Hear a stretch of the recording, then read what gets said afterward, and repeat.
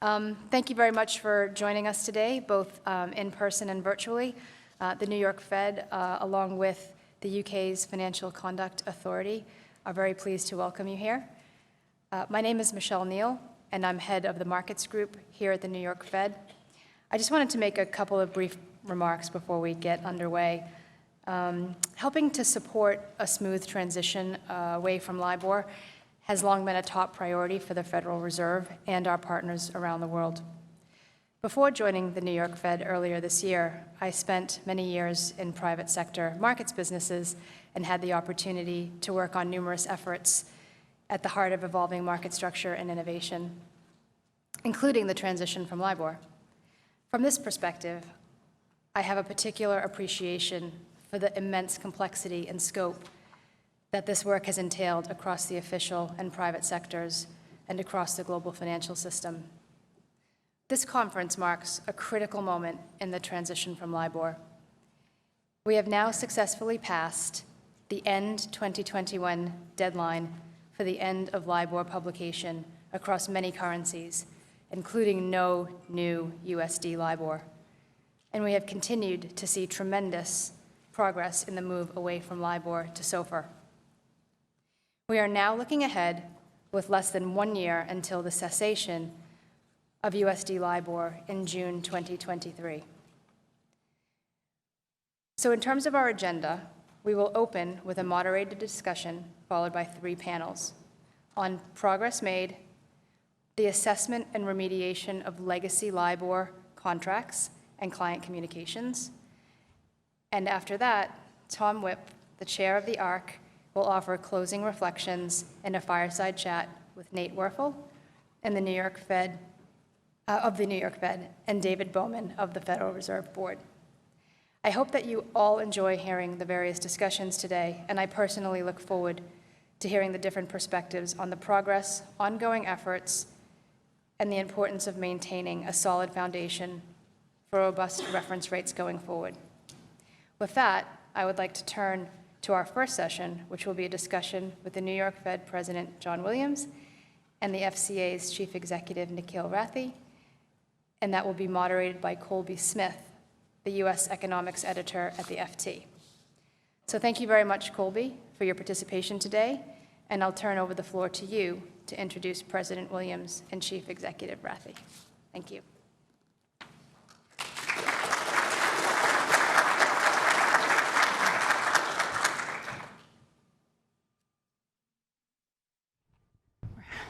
Sure. All right. Thank you so much, Michelle, and thanks for everyone joining today. I'm thrilled to be here with President Williams and Chief Executive Rathy, so thank you so much for joining us. Neither of these panelists need much of an introduction here, but I'll keep it brief. President Williams joined the New York Fed in 2018 from the Central Bank's San Francisco branch, where he headed up the research department before becoming its president. And prior to that, he worked as an economist at the Board of Governors in Washington and earlier at the White House Council of Economic Advisors. Now, Nikhil, meanwhile, previously ran the London Stock Exchange before joining the FCA in 2020. And before that, he led the UK Treasury's Financial Services Group. Together, they serve as the co-chairs of the official sector steering group at the Financial Stability Board. And we're here today to discuss what regulators hope, and really, really do hope, is the final stanza of Libor's obituary. After an indescribable amount of work and, most importantly, patience, we're finally in the home stretch of the transition. So I want to start with you, President Williams. Back in 2019, I believe it was in this room, you said it's not just death and taxes that are guaranteed in life, but the end of Libor too. So with less than 1 year now until dollar Libor is officially phased out, how comfortable are you with where the industry is in terms of the transition now? Wow, that, 3 years ago seems like a long time ago. So first of all, I'm very comfortable, very pleased with the progress, and it's for exactly the reasons you said. It's taken an enormous amount of effort by and a public-private sector partnership, investments in technology and processes and thinking through all these issues over many years has got us where we are today, and we'll have a chance to talk a little bit more about that. I do remember a little bit earlier, you said I've been here for 4 years, so I started in June of 18, and I remember coming into the office here at the New York Fed, and it had on my desk a to-do list as president of the New York Fed, and I was very surprised to see is, end LIBOR, replace it with a safe reference rate that was on my to-do list. Because I thought, of all the challenges we deal with in monetary policy and supervision and payments, everything we do, this one's going to take an international coordinated effort. It's going to take, a lot of basically a coalition of the willing to do that. And we've seen just enormous progress. We'll talk more about that. We're pretty close to the end of that with the June of next year for dollar LIBOR, and we know what needs to get done, and I'm confident we'll get there. And I think we also have learned a very important lesson, which we should talk about, is how do we make sure that never again do we find ourselves in a situation like that. But again, I think the progress has been amazing. A few years ago, I think there were some of us working on this where we might have had our doubts, are we going to get there? And I think that what we saw, and I know that Tom Whiff and others will talk about this, is a redoubling of efforts. Whenever we saw the challenges, instead of saying we can't make it, we can't get it done, we got to work harder, we got to row faster, and that's what's gotten us to where we are here today. Right. I definitely want to get into the progress made over the last 18 months, but I'm curious, Nikhil, if you share in this confidence about where we are in this transition.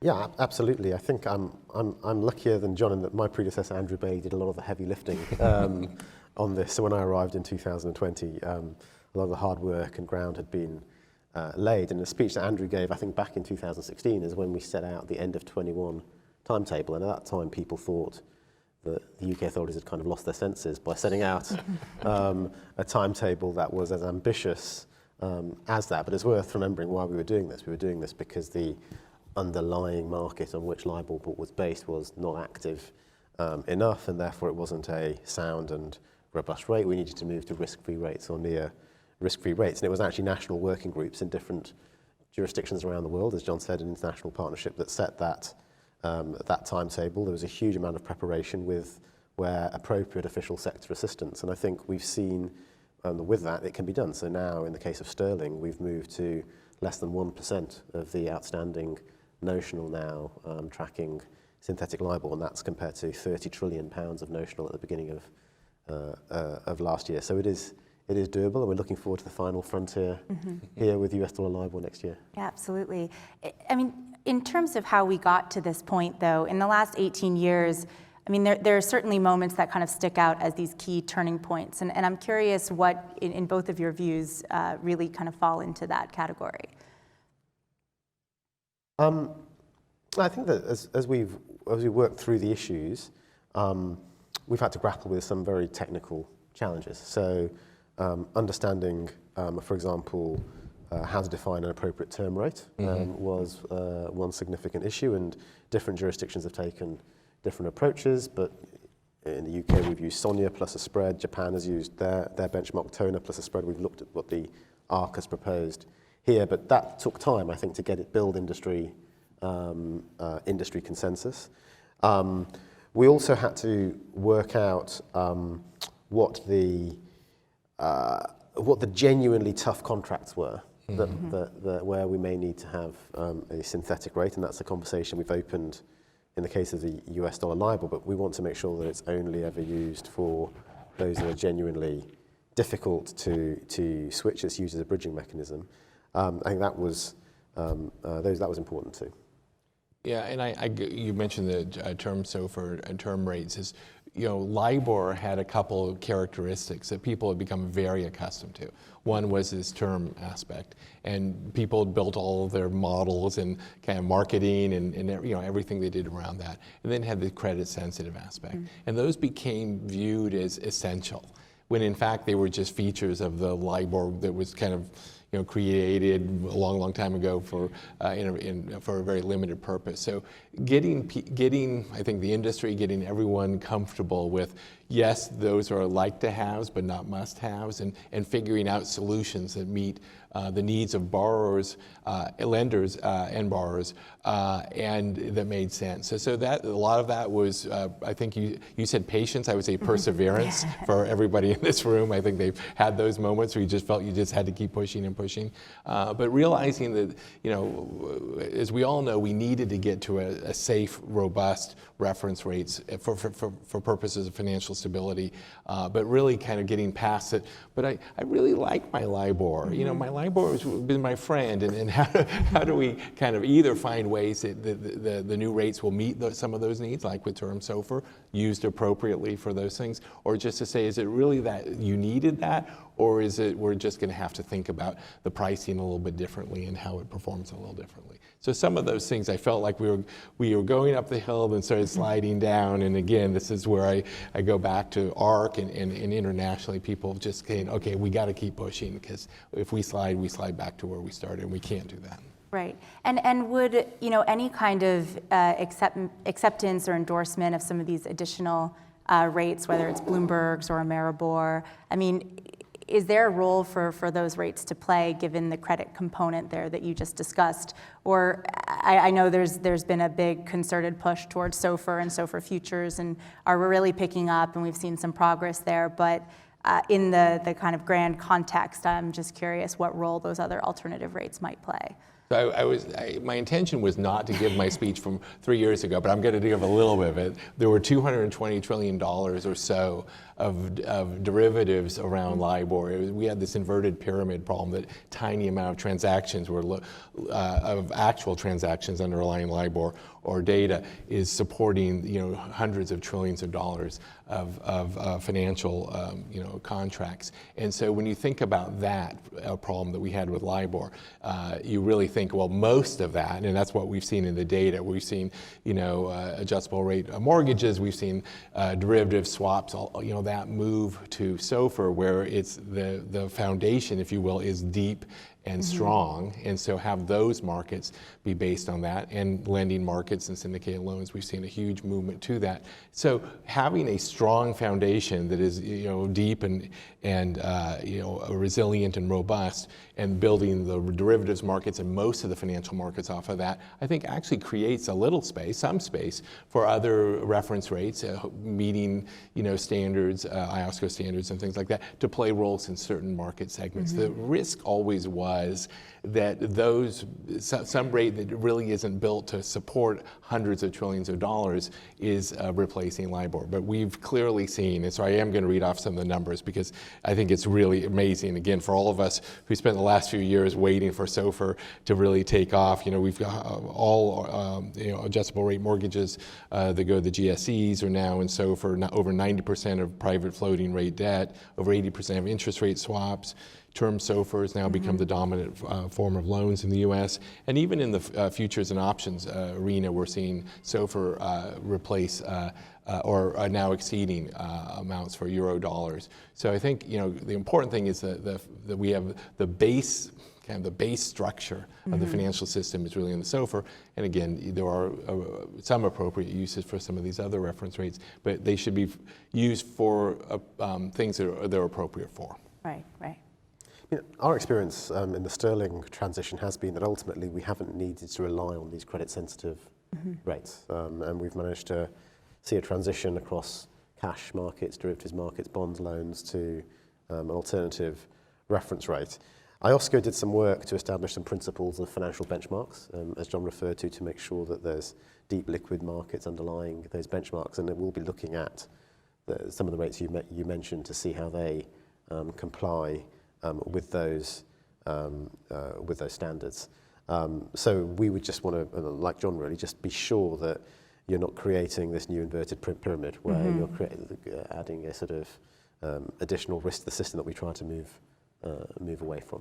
I do fundamentally believe that the market wants some clarity and certainty around, these reference rates. And so as we've seen in the UK and now in the US, markets move, primarily and almost universally to SOFR, that creates, it's a self-fulfilling prophecy in a way, right? Because those markets are there, they get deeper, more liquid, people want to be in them. So that was always the issue of switching from one equilibrium to another. You're in a LIBOR-based system and you're going from here to there, and once it happens, and now we're seeing the progress continue to accelerate and improve.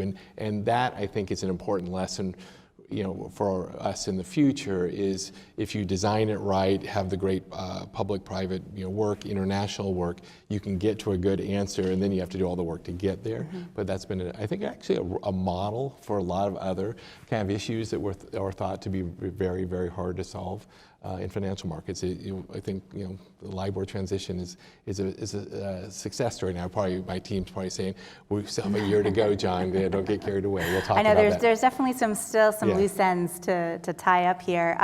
One of those being the synthetic rates, given that banks and companies, in November were given the green light to use them. And I understand there's been a call for comment on how to phase out the sterling option, and also if a dollar version is somewhat appropriate. And Nikhil, I'm just wondering if, I know the public consultation is still ongoing, but have you heard any kind of compelling evidence as to why a synthetic dollar LIBOR rate might be necessary? Sure. Well, if I could talk about the experience in sterling and then how that might read across to the dollar transition. I think, first of all, we spent a lot of time encouraging people a long way before the actual deadline to start switching contracts, write fallbacks, and start transitioning away. That included some particular initiatives where we were seeing some challenges in making progress. So the SONIA First initiative in the derivatives market. And that was to try to help us also understand where are we going to genuinely face tough issues where the transition could be difficult. And so we did establish a synthetic rate. We asked IBA to provide synthetic rates for yen and for some sterling tenors. Actually, encouragingly, it looks like we can switch off the yen synthetic rate at the end of 2022, and at least the 1 month and 6 month sterling rate. We're asking for views on the 3 month synthetic rate, where there's still some usage, but that's now less than 1% of the total notional. So as US dollar LIBOR goes towards its deadline, we'd been encouraging exactly the same pattern, which is move early, prepare, get the fallback sorted. If, as that transition progresses and accelerates, there are some really insurmountable issues that emerge, then that's what we want to hear through this consultation discussion, and to be very specific and tight about what those tough legacy contracts may be and what the time frame is for switching them. But then if we were to do it, we'd want it as a bridging mechanism, temporary, to respond to that need. Just reiterate this point about how much preparation went into this. Again, I started being actively involved in this 4 years ago, and so much of it was about let's stop the growth of LIBOR, contracts. Let's just stop the growth of them first. Stop adding to the mountain, and then we'll figure out how to shrink the mountain. And then there's the tough legacy at the end of the day. And so, really, making sure that we move off of LIBOR. One is get the, through the ISDA protocols or other, measures have taken, having backstop language. Obviously, the work that ARC has done on this has been really important. So, without that, all that work and all that preparation years ago, or the last several years, the problem would be much larger than it is. Fortunately, with this little extra time we've also had, the amount of outstanding LIBOR is far smaller than it was before. Now in the U.S., we do have, we've made great progress in terms of, legal language and converting LIBOR to other rates. And now we have a legal certainty around this, both in the state, but now federal legislation that creates a post-LIBOR transition for those contracts. So I think all that preparation, whether it's first stop building the problem, shrinking the problem, and also now with both legal and other solutions to this, I think we're in a very good place on these tough legacy for U.S. dollar LIBOR. So is synthetic then dollar LIBOR does it send the wrong message perhaps and goes counter to what you are saying, or is it simply good risk management at this point? I'd put it in the latter category, which is the message is prepare, don't bank on it, take all the steps you need to transition, but we're open to a discussion about what the very, very specific circumstances are that might be necessary, because at the end of the day, we don't want disorderly markets. Yeah, and the key thing right now, since we're still in July of this year, is for everybody who's involved in this to understand what exposures they have on LIBOR transition, where those risks are, where the contracts can be renegotiated or whatever, what actions can be taken by borrowers, lenders, or people on different sides of these contracts to reduce the size of these issues and prepare for those, so that there aren't, kind of a no surprise rule, and so that whatever remaining issues are still out there a year from now, they're as small and restricted as possible. President Williams, I have a question on the kind of broader landscape in which we're seeing this LIBOR transition, because when it first began, it was against a very different backdrop. Now we have high inflation, rising interest rates, and recession fears that we hear quite often about. And I'm just curious, when you think about the channels through which monetary policy is transmitted, do you see SOFR as a reliable tool in that sense? And what are the implications that we see it frequently trading outside of the Fed's target range? So the Fed's target range is for the federal funds rate. Right. So the Fed funds rate is trading very stably within that range. And that's what the FOMC has indicated. Clearly, repo rates and SOFR is a key great measure of that, published here at the New York Fed, is a very good indicator of money market conditions for secured lending markets. So to me, that's not a concern, that sometimes due to whatever supply and demand conditions are going on in money markets, you'll see the spreads between different rates move around. The thing, SOFR is a very deep, obviously this is a very deep market. It's a very liquid market. It's telling us a very clear signal of what market conditions are there. And so to me, everything's working, kind of as designed. And, when I think about you're saying, well, it's a changing economic, financial environment. If you ask me, knowing that in the future our financial system, our entire U.S. financial system, is based on something that's a fundamentally robust, resilient, robust reference rate, lets me sleep better at night than the previous system. And Nikhil, are there risks that we need to be kind of thinking about with the new system undergirded by SOFR here that we should be paying attention to, beyond what we've already discussed? So I think we've covered a number of them. I think there's obviously getting in early with the fallback language, I think is important. Secondly, we, being a conduct regulator, we didn't want to lose sight of the conduct issues with the transition, and making sure that customers whose rate is being transitioned fully understand what is going on there. So treating customers fairly, and obviously here US dollar LIBOR is very strongly used in retail contracts, in mortgage contracts. So that consumer protection angle, I think, is one that needs quite a bit of attention. Okay, and we unfortunately have about 2 minutes here to wrap things up, but just in terms of the lessons learned, I just want to go back to a theme that you raised in the beginning of this, that some of the lessons from this transition maybe could apply to future situations that obviously will look quite different from the one we just experienced, but it would be great to just hear from both of you, what your kind of takeaways are from this whole experience. I think I can speak for everybody who's been involved in this. We do not want to be doing this again. It was enormously expensive, risky. All the reasons this was hard was because our entire financial system was built around a fundamentally, not a robust rate. It is subject to issues around fraud or were not representative rates of what financial conditions were. So there were a lot of I think the main lessons really to me are, one is let's build the new foundation as strong as you can. I always tell this story from my California days. We replaced the foundation in our house, living in an earthquake zone, and it was a 100-year-old house that somehow survived.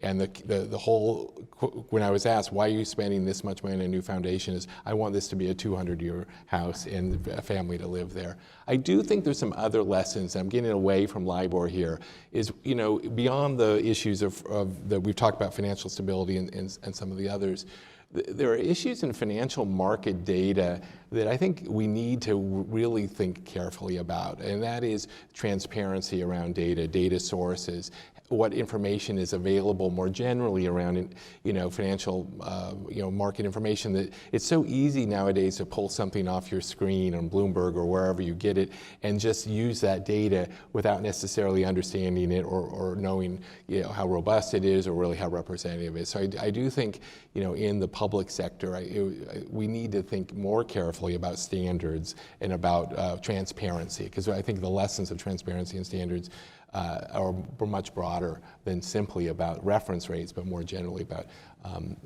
you know, financial market data. Because I know you and you know, Mark, you know, whether you're a journalist or whether you're, you know, someone in my role, I'm constantly looking at data and information, and sometimes you learn there's no there. And Libor was a great example of that, but it's not the only one. Certainly not. In terms of lessons, I'd pick out just the power of a public-private partnership here. So here you have the official sector encouraging, cajoling, but the working groups were very much industry-led, and I think that helped to build momentum behind the solutions in each national working group. And also at international level, the official sector steering group has helped build international consensus around this, and perhaps there are lessons there for other transitions, like the climate transition that we're looking to work on together. The second point is really getting in quite early to make sure our political classes understand the implications of some of these changes, because in a number of jurisdictions this has required legislation, which is quite complicated to navigate through and quite technical, and explaining the consequences of it early, I think, helped build the legislative consensus that was needed. It wasn't always the case that, you know, members of Congress or Parliament are thinking that reference rate reform is on the top of their list. No, but that was certainly a shock. Well, we have to leave it there, but thank you both so much for joining and for everyone for tuning in. well, thank you. Thank you very much.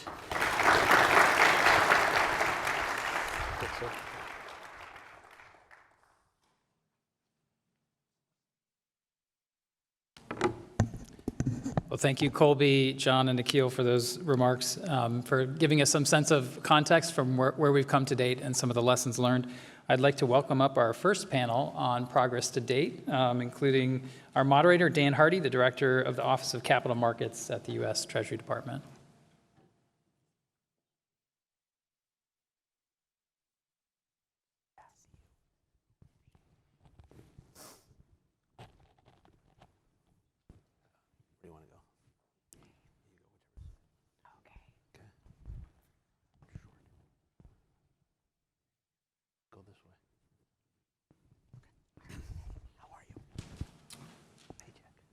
Thanks, Nate. Hey, everybody over there. Good afternoon, and wanted to introduce the next panel to talk about progress to date, industry representatives that have done the yeoman's work and getting the ball close to the finish line, if not across. We have Sean Tully, Senior Managing Director, Global Head of Rates and OTC Products at CME Group. Chris McAllister, Managing Director, Global Head of Derivatives Trading at Prudential. Jack Haddam, Managing Director, Deputy CIO at BlackRock. And Tal Reback, Director at KKR, and Alexis Peterson, Senior Lead Counsel at Wells Fargo. Sean, we were going to start with you, and hopefully you can talk a little bit about what CME's done. The first products were listed in 2018, and we're currently in the middle of the SOFR first for options. And so if you wouldn't mind sharing a little bit about the progress that from your viewpoint. Yeah, thanks very much. It's reflecting on the remarks of Nikhil and John. It's been a long time. So really appreciate, the efforts of the community, the perseverance of the community, the hard work of the community. I can remember being called down to visit Jay Powell in 2014 when he was just on the Board of Governors, and he recruited CME, he recruited me, he recruited our team. He said, hey, we need to change this. You need to be a member of the ARC. Will you do that? And we said, absolutely. I think, at least I hope the community feels like we've been doing that ever since. And I'm sitting here for Aga Mirza today, who typically attends the meeting, so I greatly appreciate the opportunity to be here. We have worked really hard to develop new SOFR-based products, the new SOFR-based futures, SOFR-based options, and cleared SOFR interest rate swaps. So we've invested very heavily in these products and to build new communities, new healthy environmental ecosystems, right, where you can get these deep liquid markets that are needed in order to manage these risks. And we really appreciate the support of the ARC and the support of regulators and of each of the different participants in the community, the brokers, the asset managers, the hedge funds, the banks, the proprietary trading firms, in working with us on that. And I'm very excited to say that we've made a lot of really good progress. So in particular, if you go back to December of last year, and if you look at our SOFR futures business, we had 289,000 contracts average daily volume with 1.8 million contracts in open interest. If you look at in June of this year, we have nearly 2 million contracts average daily volume. Those are either $1 million or $3 million contracts. So that is well over 2 trillion a day now in SOFR futures. So very excited about that result. In addition to that, we have 6.4 million contracts in open interest, so more than 6.4 trillion across 1,800 different counterparties trading. If you, as Mr. Williams said earlier, our SOFR futures today are trading at typically about 120% of Eurodollar futures. So while we continue to support our Eurodollar futures, and they continue to be a liquid product that are used especially for expiries before June 30th of 2023, SOFR futures, I'm hearing generally from market participants, are even more liquid than Eurodollar futures. So they're completely up and running, trading 2 million contracts a day, significant open interest.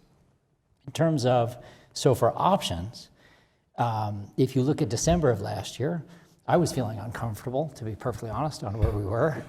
Back last year, we had 36 contracts average daily volume in our SOFR options last year, and we had 2,600 contracts of open interest.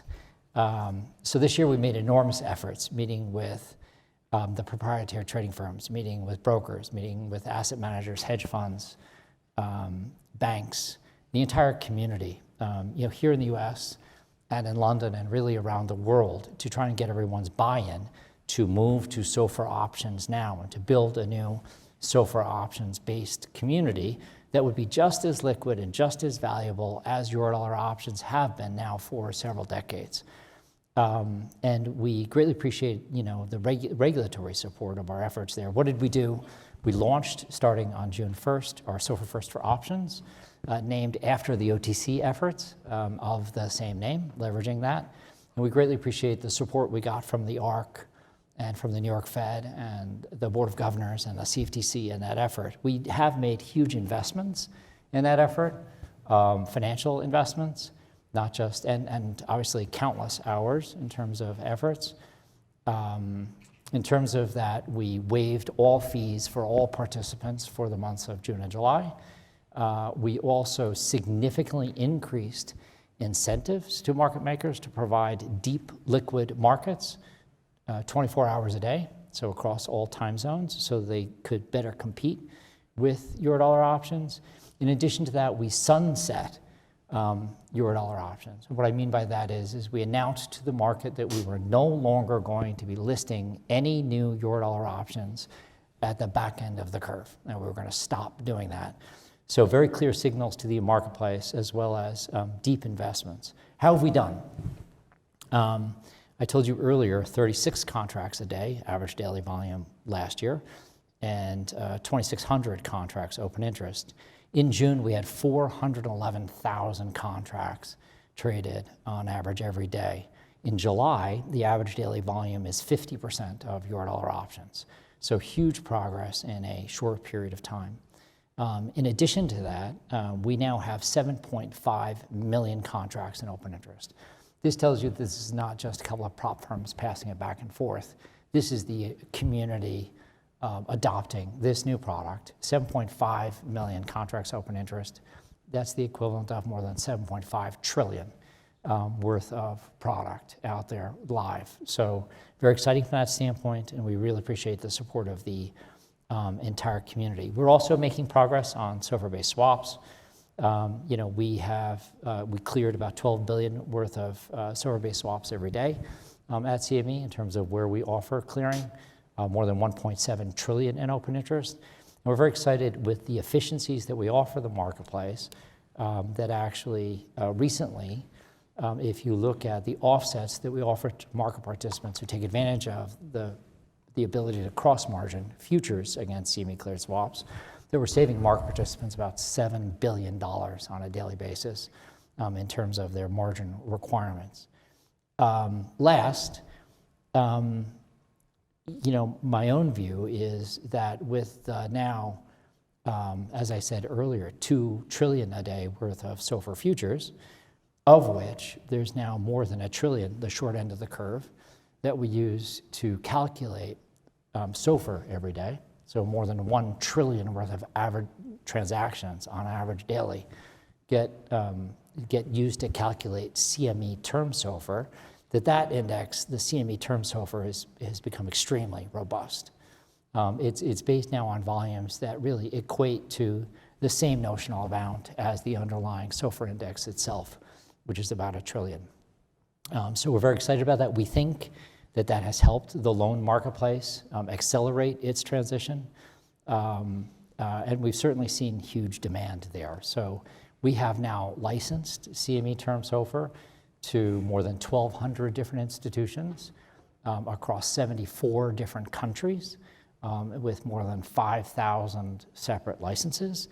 And looking at publicly available information, that's now more than 1.5 trillion worth of bank loans that have been made against CME term SOFR. So again, really appreciate the support of the entire community. And we know that we still have a lot of work to do, and we're committed to get it done. Thanks, Sean.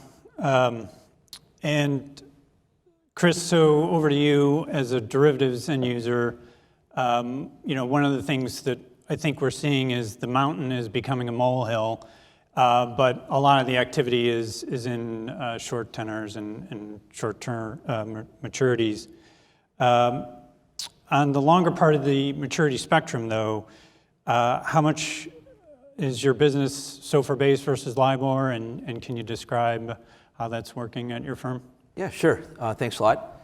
Yeah, I think it's actually kind of interesting. If I think about what has happened in the long end of the derivatives market, we talk about this transition. At first, it was like it was a foreign language. I will tell you the long end of the derivatives curve thinks in SOFR. In fact, when I have to go and unwind a trade that's LIBOR-based, I have to kind of relearn what screen I have to go to and all that. So if there's a question about what's going on in the long end of the derivatives market, it's definitely SOFR-based. And if you think about its take-up earlier rather than maybe the short end, the futures market, it kind of makes sense to me.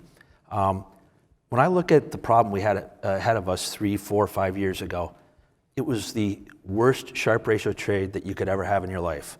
It was a lot of risk with no expected return. And so from the beginning, I always looked at it as a risk mitigation exercise, not a profit seeking exercise. If I have a 30-year swap, I might not have to worry about SOFR for the next 3 years or LIBOR going away, but I have 27 years of risk left that I need to worry about. So it was really important for us to start thinking about this early in the process. And it wasn't only just, linear product I had to worry about. I had to worry about everyone getting up to speed on how we're going to handle nonlinear product, okay? And if we now then think about how it's been the short end that has come along a little bit later, again, at first, They saw they had 3 years. If they, someone trades 2-year swaps or trades a lot of futures in the front end of the curve, you probably thought, relative to your time horizon, you had a lot of time horizon ahead of you to get prepared. And I think one thing that's happened right now in the market that's really helped in that regard is the Fed being in play has now illustrated to anyone who didn't already understand SOFR is a real rate that people have real exposure to, and it can be used as a real effective hedge, unlike when you think about LIBOR, when we didn't know exactly what LIBOR represented and that there weren't actually a lot of transactions outside of the contracts we had written that really represented LIBOR. So, SOFR makes sense. It's perfect right now in this environment where the Fed is in play. So I think the progression makes a lot of sense to me. Nice. And Jack, are you seeing the same kinds of things, or how are you and your colleagues viewing the movement from LIBOR to SOFR? Sure. Yeah, and thanks for having us. I'll just build upon the points that Chris made, because I think the key word in our business with respect to SOFR is integration. So this isn't a product that's sitting off on the side that you're kind of testing out. This is something that's fully integrated into our investment process. And that extends beyond just data and analytics, but it's our day-to-day. It's a tool in the toolbox. I experienced the same thing like Chris described. The default, if I'm creating a derivative security or hedge, is SOFR. You have to take an extra step now if you're unwinding something LIBOR-based. And that's really the big progress that we've made. So it's this full integration into the investment process. There's definitely an understanding if you have a long-dated LIBOR instrument, we've said this for a long time, you effectively are trading SOFR, because beyond that date, it's a SOFR contract. And I think other markets outside of derivatives are paying attention to all of these developments. So in the cash markets, there's a lot of attention being paid to developments in derivatives. So futures, swaps, swaptions, and SOFR first for options, I think is a really good step, or a great step in the right direction in building liquidity and also shifting behavior. This idea of if a Eurodollar future longer dated effectively is SOFR plus a spread, why fragment markets based on historical behaviors? This idea to create an incentive to migrate over to SOFR, I think, is a great development. So we continue to pay attention to developments in liquidity as SOFR grows. And again, just to echo other comments, progress is absolutely moving in the right direction. Thanks for that, Jack. And we've done a lot of talking about trading and the derivatives, but Tal KKR is obviously an investor and an issuer. And so from your perspective, how's the progress in issuance going from? Yep. Well, thank you so much for having me. So I would say where we are today, even if we had this conversation in January, is not only a vast improvement. We are from a new issue basis, we are in SOFR world today. So new capital structures, new LBOs, even in middle market private credit lending, you are seeing SOFR terms, you're seeing SOFR pricing, people understand the risk, they understand the mechanics, they know what they are dealing with. I would say where we are today now looking forward, call it just shy of 1 year to final cessation, is thinking about the back book and legacy LIBOR loans. We're in a unique environment, and it's been said today a couple of times that we've been learned how to get comfortable being uncomfortable a number of times throughout this transition over many years. And as we think about, there's, call it 85% and change of the loan market from a syndicated market perspective is still on LIBOR. Now you may have situations where those loans get refied out, they might pay down. We still have a year where the capital markets may be more open, but I think we do need to acknowledge that the capital markets this year have been more closed than open, which I do think has impacted a little bit of the progress. Now, with that being said, if you talked to me in January, I was very bullish that we would have seen a very high spike in volume of repricings, refinancings. We're having conversations all the time with our portfolio companies. We're also thinking about our, we invest in leverage loans too, and our CLOs. So as those CLOs and more loans are issued but transition over to SOFR, you'll have a natural inertia of transition throughout the market, but we had a little bit of pause. So as none of us have a crystal ball, but we've had to pivot many times in this transition. So as we think about, call it 12 months and counting down, similar to what Jack and Chris said, you want to be where the liquidity is. And so now we're really seeing that shift in the market. So from a cash product perspective, I think there's going to be, call it next 6 to 8 months, or really your target zone to proactively lean into transitioning. Now, hopefully you have that fail-safe in your credit agreement where if you don't get to it, you're protected July 1st, 2023. However, I think as avenues open up, you're going to see really people lean into that. I know that we're having conversations as lenders and borrowers that reflect that. There's just identifying those avenues to actually execute is kind of a big variable at the moment and something to be mindful of. Absolutely. Alexis, are you seeing the same things that Tal is at Wells, or what's your perspective?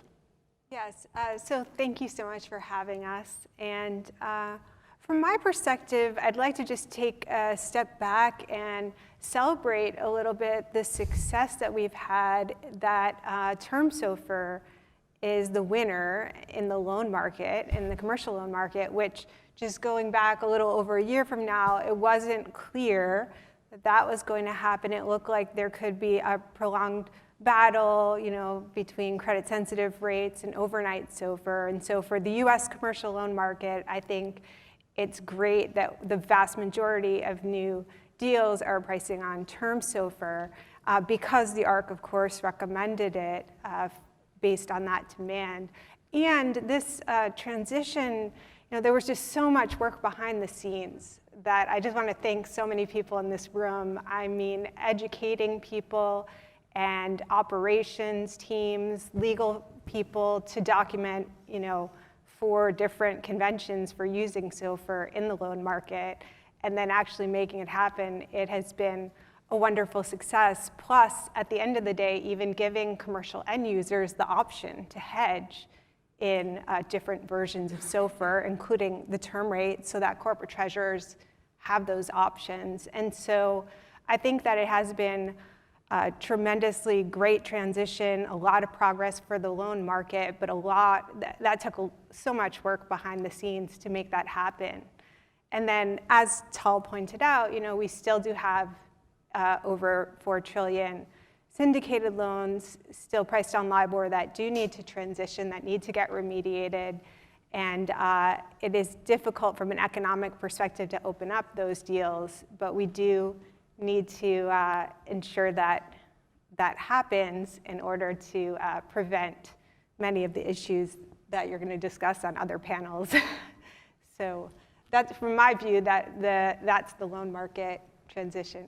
And maybe I'll just piggyback on that. And sometimes with my credit background, I tend to focus on the downside protection aspect of things, but there is a lot to celebrate from a loan market perspective. And with regards to education, as Alexis mentioned, 6 months ago, if you were having a conversation with a borrower, potentially saying, oh, I want to price something on SOFR, people looked at you like you had 2-3 heads. This is very much business as usual now. It's become very much the nomenclature that everyone understands. And by the way, I think the delta of understanding of the differences between Libor and SOFR and what made them different rates to begin with is very well understood and digested. And I think we also saw a gravitation to something that was comfortable in the market. And now we've made that movement forward. So to put all those puzzle pieces together is something to be really proud of. And then if you think about just asset liability management, the legal side of things, operationalizing this for non-financial corporates, just how it runs through the lifeblood of the economy, how important it is. I think that's another thing that's extremely impactful of the group of people who've been at this for so long. So yes, behind the scenes, there was a lot of heavy lifting, and we're towards the end of the goalpost, and we just need to focus on that. But I just wanted to echo your sentiments there. Certainly lots to celebrate, but we're not done yet, of course. And without stealing the next panel's thunder, I I wanted to get, anyone who has thoughts on legacy products and how important it is to get out in front of the June 2023 end date.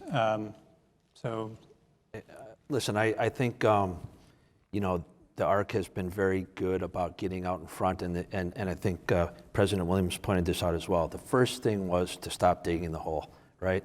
But I think that, again, it's always been, we've had a lot of time on our side, and it's a matter of how you use it.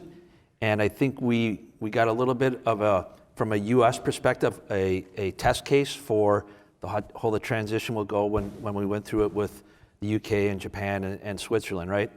And, there was still quite a bit of lift at the, final closing bell there.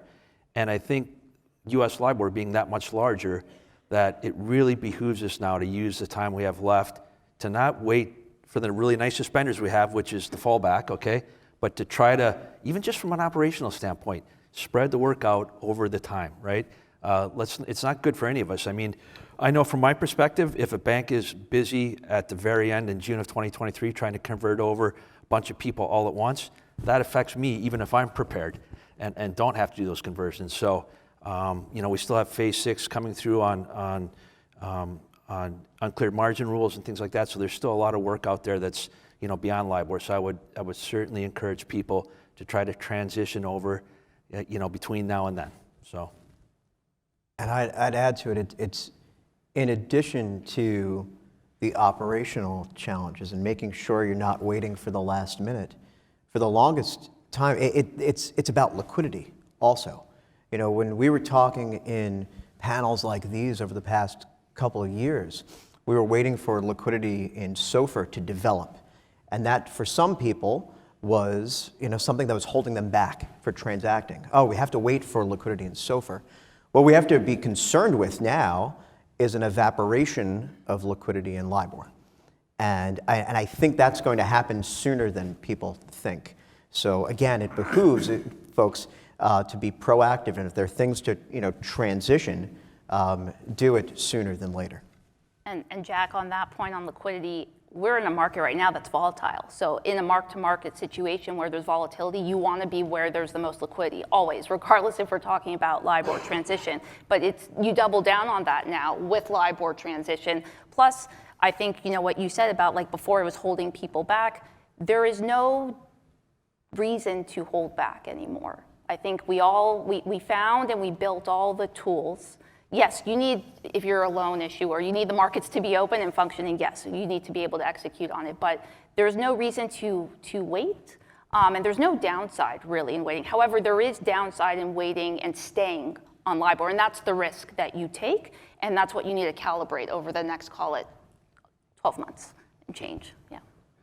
I would just add that in addition to all those issues, liquidity, the operational bottleneck issue, there's also a lot of work for lawyers because even contracts with strong fallback language, hardwired fallback language, need conforming changes amendments. And if you aren't able to amend those types of loans that require a full amendment, then customers might not be happy with the fallbacks, meaning that the federal legislation will not change fallbacks that are workable, such as fallbacks to prime or base rate. And so market participants might not be happy with the outcome for all contracts for those who wait. Yeah, and as someone who is a very good fake lawyer, I think, by this time, negotiating credit agreements, we never wanted to be in a situation, like you said, you don't want to see a bank that's really busy on 6/30/2023. We never wanted a tsunami of activity and amendments. The reason this has been architected the way it has been able to have progression at a steady pace that's healthy for the market, where you can breathe and digest. And to Alexis's point, understanding what federal legislation, how that covers you versus not, and what that means. So really being prepared inside and out is critical, and there's no shortcut. So doing the work now will pay off. Yeah, and I mean, we don't know what the market environment's going to be a year from now, so why risk it, so. The only thing that I might add is on June 13th, when we had a lot of volatility, it was very heartening for me to see enormous volumes in our SOFR futures and our SOFR options that day. So the marketplace, when they needed a place to go to hedge relative to the new incoming information, they went to our SOFR futures and options. So I was very excited about that. And it really showed the strength of that ecosystem. Well, it's a beautiful instrument, too, for the risk that was in the market at that point in time, right? I mean, there was nothing better to point to. So it was millions of contracts that day in both the SOFR futures and the SOFR options, which I was very heartened. You sometimes see in a very volatile environment where you need to take a large action quickly, that people revert to what they used to do. We didn't see that at all. We saw people depend upon the new product, the SOFR futures and the SOFR options. The only other thing I was going to say relative to the transition is CME did post on our website after lots of meetings with lots of market participants, conversion plan for LIBOR-based swaps over to SOFR swaps that we expect to do in April or so of next year. And it's a proposal, right? So we do hope to get feedback from market participants relative to any challenges that it creates or any suggestions on how to do it better. Great. Thanks so much for your participation today and the engagement over the last couple of years. Learned a lot and really appreciate it.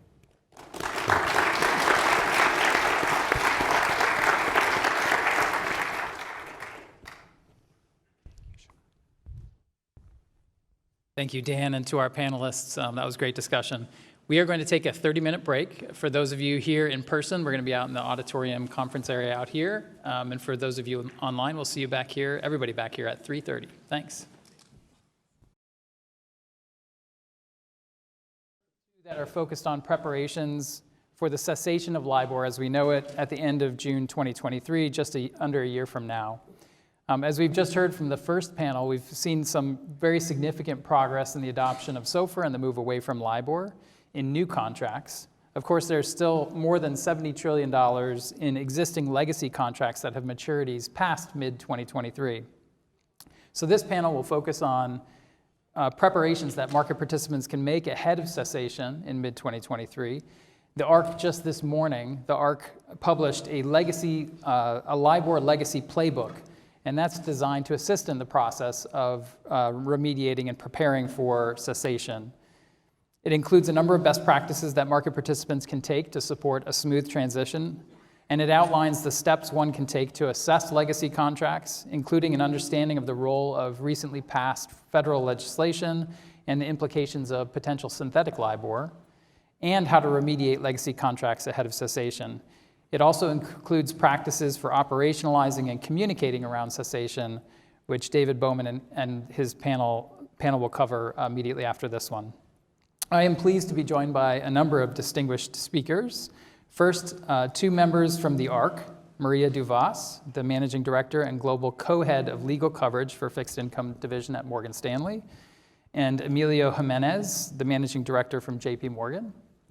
From the Financial Conduct Authority, I'm joined by Edwin Schooling-Latter. He's the Director of Markets and Wholesale Policy and Wholesale Supervision. From the International Capital Market Association, joining us virtually is Paul Richards, Managing Director and Head of Market Practice and Regulatory Policy. And from the Board of Governors of the Federal Reserve System, Mike Gibson, who is the Director of the Division of Banking Supervision and Regulation. So I'll start off with a question for Maria and Emilio. As I mentioned, the ARC's Legacy Playbook, which was recently published, it does outline a number of steps market participants can take to make sure they're ready for the cessation of LIBOR, including by assessing their legacy contracts. Obviously, the playbook is not meant to provide legal advice to market participants, and this session is no substitute for legal advice either. But it does provide a useful framework for thinking about how to assess those legacy contracts. And I wonder if you could walk us through the assessment process and how the recently passed federal legislation fits in. What should market participants be doing with these contracts to ensure that they have a smooth transition at the end of June of 2023? All right, thanks, Nate. And just before I begin, as a reminder that any views that I express are my own and not necessarily those of my employer. So, and I'm glad you touched on the no legal advice point as well, so we don't need to reference it. It might sound a little obvious, but I think the first step that in preparing for the transition to LIBOR and scoping out what risks you have in your portfolio is to take a look at the terms of the contracts that you have that currently reference LIBOR. That is, it seems kind of like a matter of first instance. A matter of second instance, which is, is important to also consider at the same time, is the effect that legislation or regulations could have on the terms of your existing contracts. So the way that we were going to approach the topic was that I was going to start out by discussing, very briefly, the Libor Act, which is the U.S. relevant legislation that to consider in this context. And then Maria was going to discuss the various elements in the contracts that would need reviewing. And then I'll close out with just a couple of thoughts on contract remediation. Great. So the Libor Act covers U.S. law governed contracts that reference LIBOR. And the main purpose of the act is to provide legal certainty to those contracts by making sure that they have workable fallbacks. How does the act do that? It does a couple of things. And the way, if you're going to generalize, it affects the terms of certain contracts and it leaves certain other contracts alone. So one of the things that it does is that for LIBOR contracts that either have no fallbacks or have fallbacks that reference LIBOR, as in contracts that say that if LIBOR is gone, you just use the prior setting of LIBOR, or contracts that provide for impracticable means of determining a fallback, such as a dealer poll that you would have to repeat over and over and over until the end of the contract. The Libor Act would insert a fallback that is based on SOFR and is selected by the Federal Reserve Board in regulations that it will issue later on this year.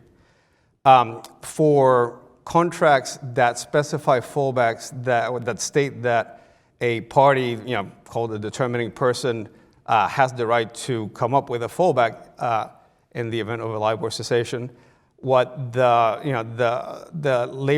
Libor Act provides that that party can opt into using the regulatorily selected SOFR fallback.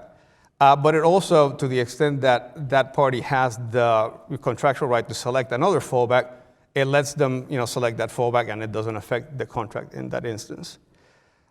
Finally, for contracts that have robust hardwire fallbacks into rates such as SOFR, like the ARC recommended fallback rates, or that fallback to rates like prime or Fed funds, the legislation doesn't have any effect on those contracts.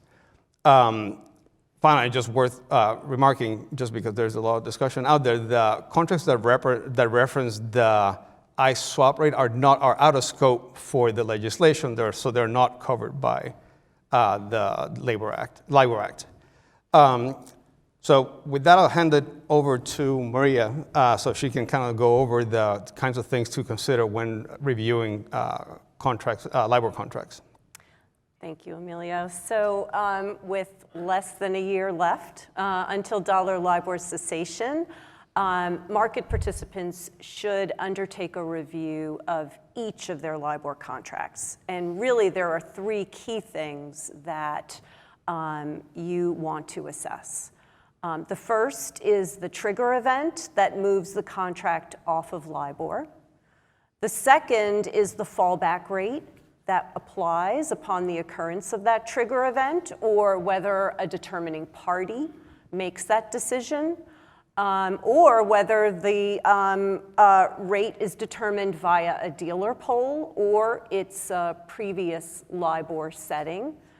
And third is the governing law of the contract. And so why are these three key elements so important? Well, the trigger event determines the timing of when the contract moves. And the most common trigger event is LIBOR cessation, or LIBOR not being published or made available.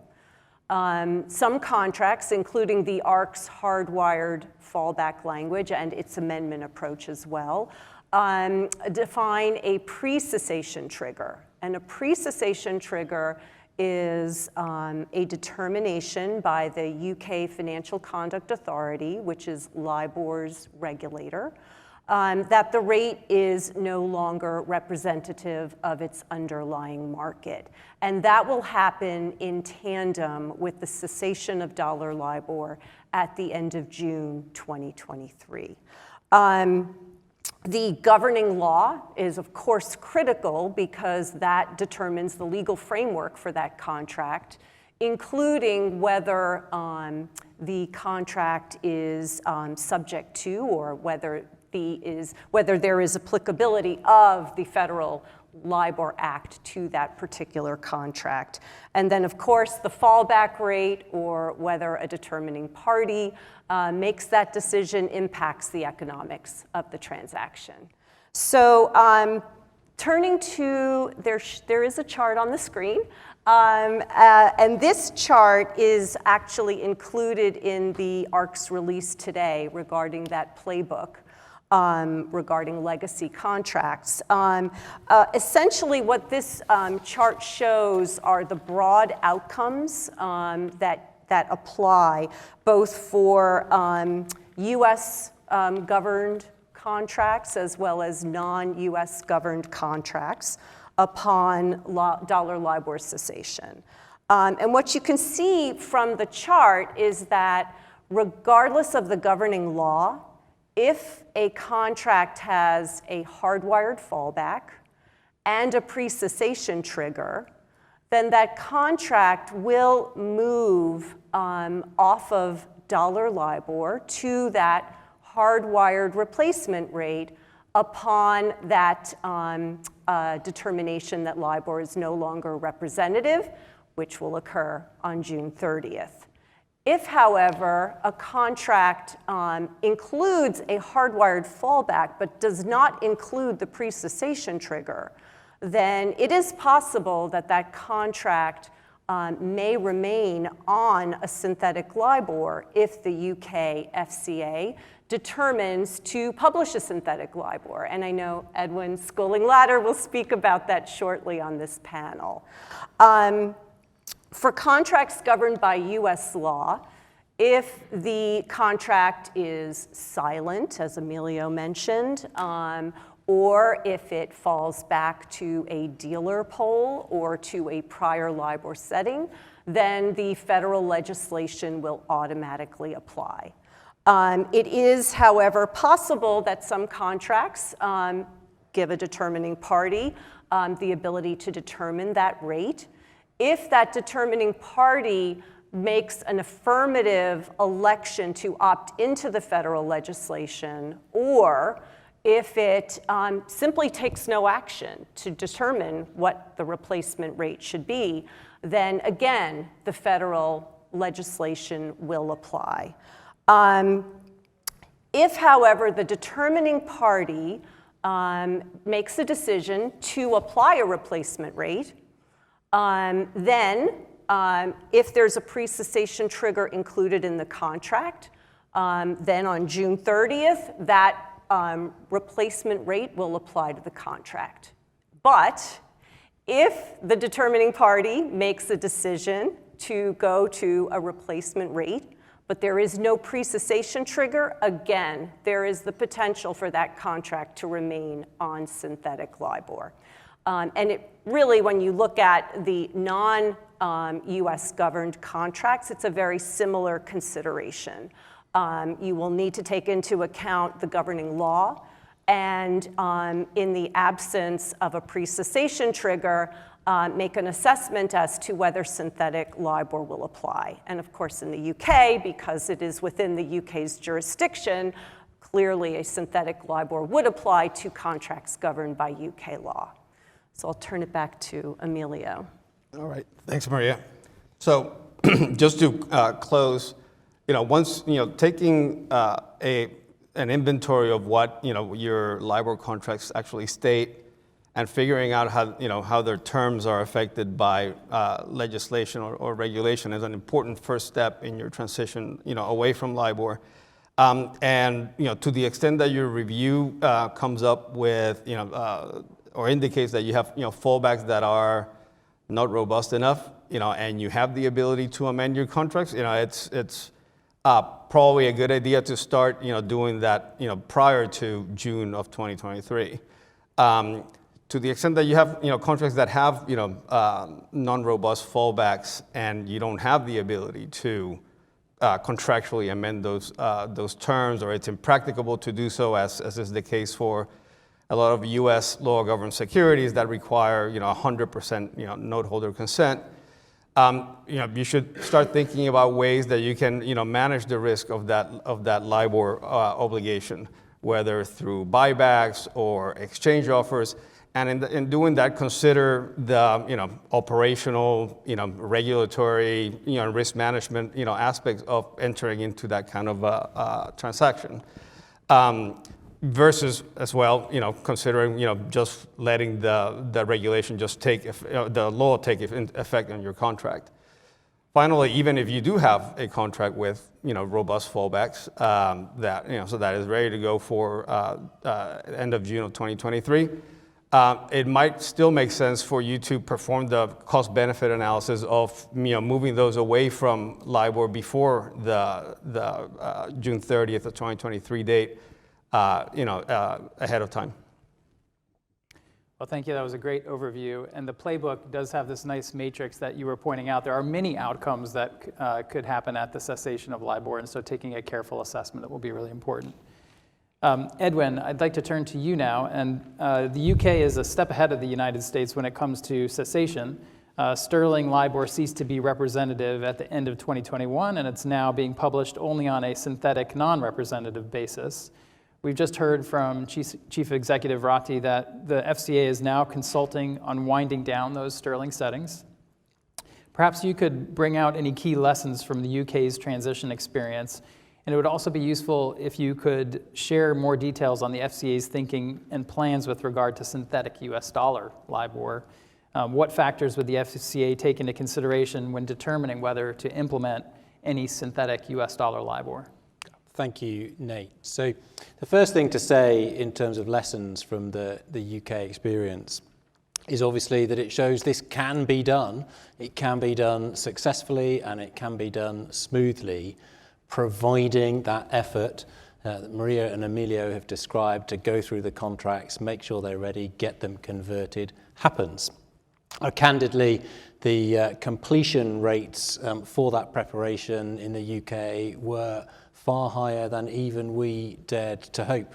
And you heard from Nikhil earlier that we now have less than 1% of that old stock of sterling LIBOR contracts remaining. So that's less than 1% using the synthetic rates that we required to be published. Now, as a result of that, as we now consult on withdrawing at least 2 of those 3 synthetic rates in the relatively near future, I think it's the few who didn't do that bit of preparation that are now feeling a bit uncomfortable. Other lessons, I would say that while the lazy option of waiting for CCP conversion exercises, waiting for ISDA protocols, waiting for legislation, waiting for synthetic LIBOR may be superficially attractive, that is not how we succeeded or how firms succeeded in the UK. They did get on and make sure they had done most of their conversion before year end. And to make that real in terms of figures, for example, the stock of LIBOR swaps cleared at LCH had diminished over 50% before the CCP conversion weekend through compression, through replacement. And I would imagine that there are many good reasons for firms here to prepare for the same event or before the same event happens in LCH for the dollar swaps, because it reduces risk, but also because it's more efficient in terms of margin, and it will also save you LCH's conversion fees. I know Phil has allowed me to say that on his behalf. As we heard in the last panel, also liquidity in LIBOR instruments severely diminished well before the end. In fact, at the end of the third quarter of last year, liquidity in LIBOR swaps was already 5 times, liquidity in SONIA swaps was already 5 times liquidity in sterling LIBOR swaps. And that's already happening on the dollar side as well. And I think the last month's figures for new swaps cleared at LCH were a little over 70% SOFR and just about 20% dollar LIBOR. So that's all happening. And again, I think on the last panel this was referred to, and as many of you in the room will know, there were operational issues that crystallized very early in January 2022 as the conversion of some contracts didn't work quite smoothly as that fed through into risk systems or accounting systems. But that was manageable because so much work had been done in advance and because they were relatively few in number. And as someone said, there are far more dollar contracts than sterling contracts. It makes it all the more important to make sure that work is done in advance on the dollar side. Turning to your question on synthetic LIBOR, you noted our 30th of June consultation paper. That's obviously out on the website and we're consulting now. We had already decided that we would stop requiring the publication of synthetic yen LIBOR at the end of this year. So that's not up for consultation, that's going to happen. The consultation paper instead proposes that we also cease the 1-month and the 6-month sterling settings at the end of March 2023. And we think we can propose that because actually there are so few contracts left using those 2 rates. We've asked for feedback on what the right date would be for ending the 3-month sterling LIBOR rate as well. Now, alongside the future of yen and sterling rates, we have also asked for market feedback on the impact and the consequences of publishing or not publishing, requiring the publication or not requiring the publication of a dollar synthetic LIBOR rate. It's not at this stage a proposal to require that publication. It's an information gathering about whether there is a case for doing so. And so if the information supports our doing so, you would see a proposal later on that says, okay, we see there's a case, this is how we propose to go about it, this is how it will be composed, and so on. Now, here in the US, you obviously have the federal legislation to deal with at least most of the outstanding legacy US dollar LIBOR stock at the end of June 2023.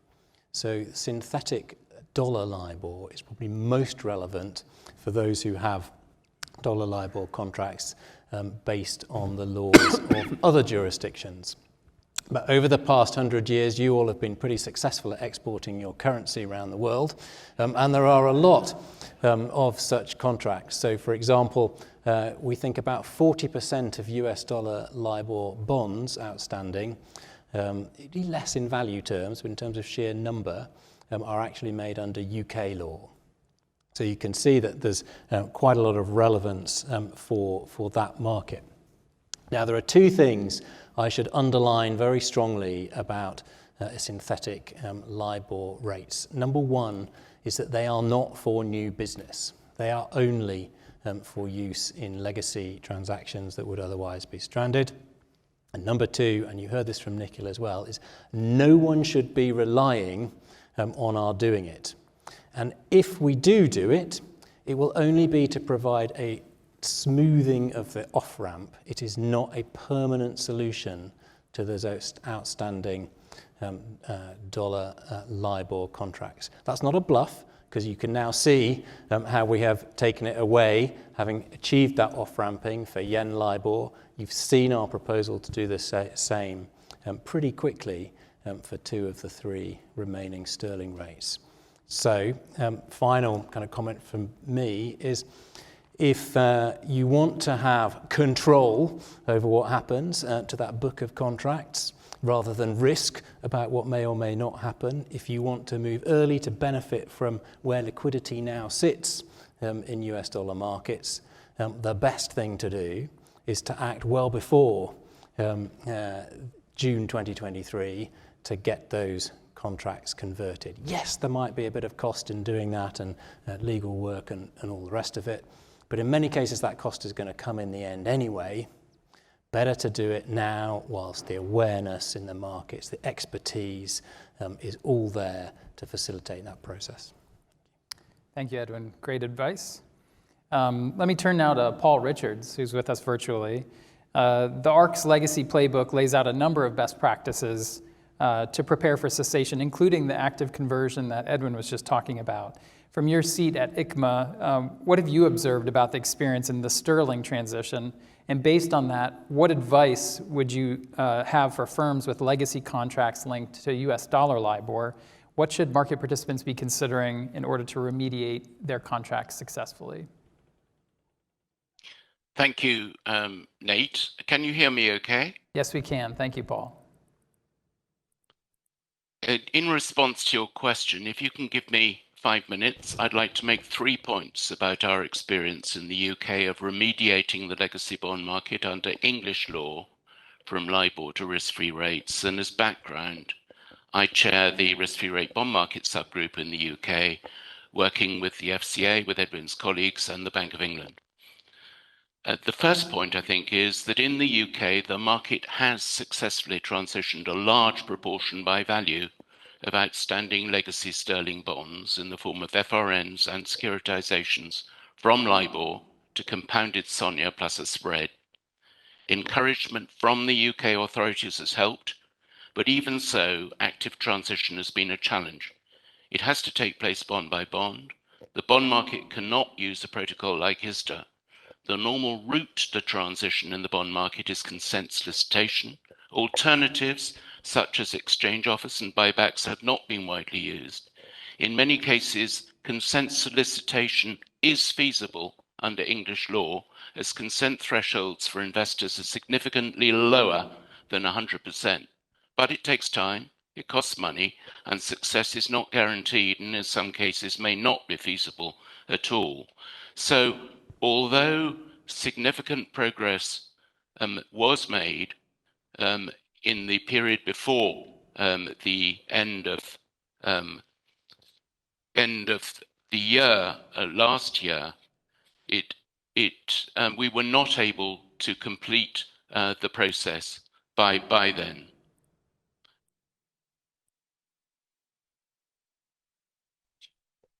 Second, at that point, if nothing had been done, most outstanding legacy sterling LIBOR bonds would have fallen back from a floating rate to a fixed rate.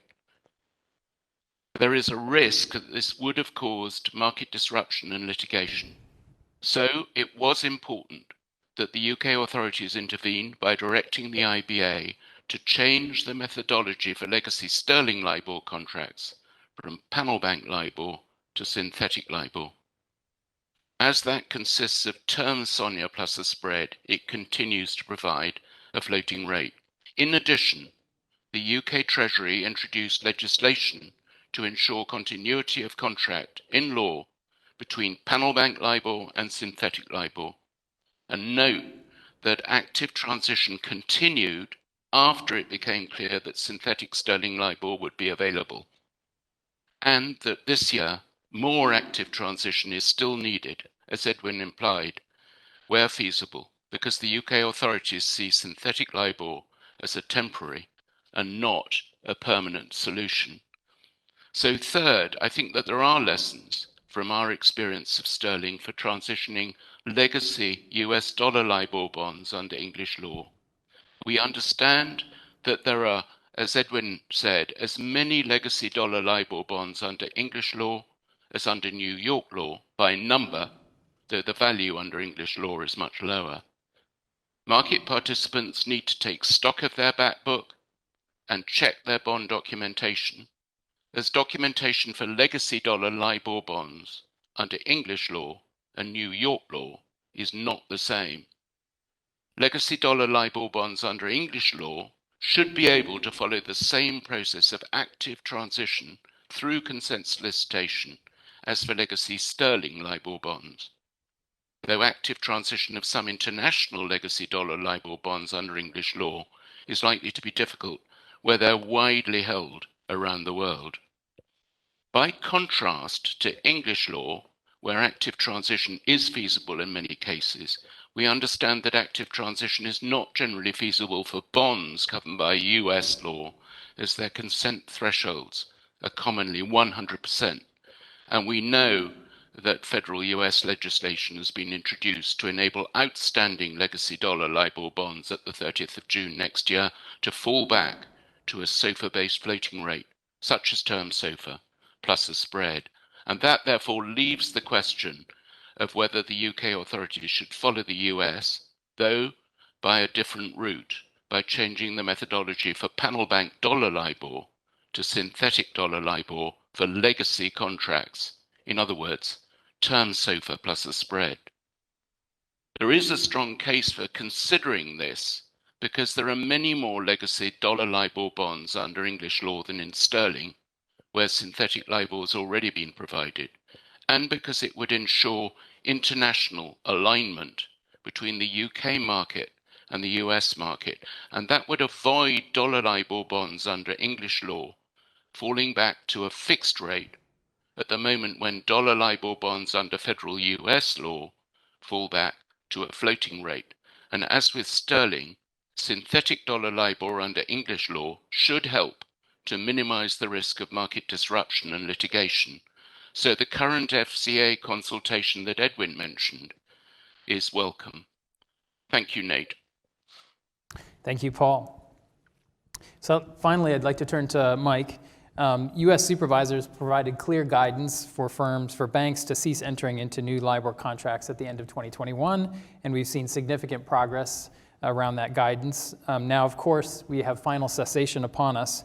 What remedial actions should firms be taking now to manage their legacy LIBOR exposures, and how should firms think about fallbacks or working down exposures through renegotiations or other options? Sure, thanks for inviting me, and I'm pleased to be here today to talk about the contract remediation phase of the LIBOR transition. And we've already talked about the deadline that's approaching in June of next year. And we've already talked about some of the background around contract remediation already in this session. I would say lots of work has been done to get us here. And we've already talked about the Libor Act that was recently passed, and we've talked about some of the work that's been done by ISDA and ARC to set up fallbacks. And as others have said, this has been so far pretty successful.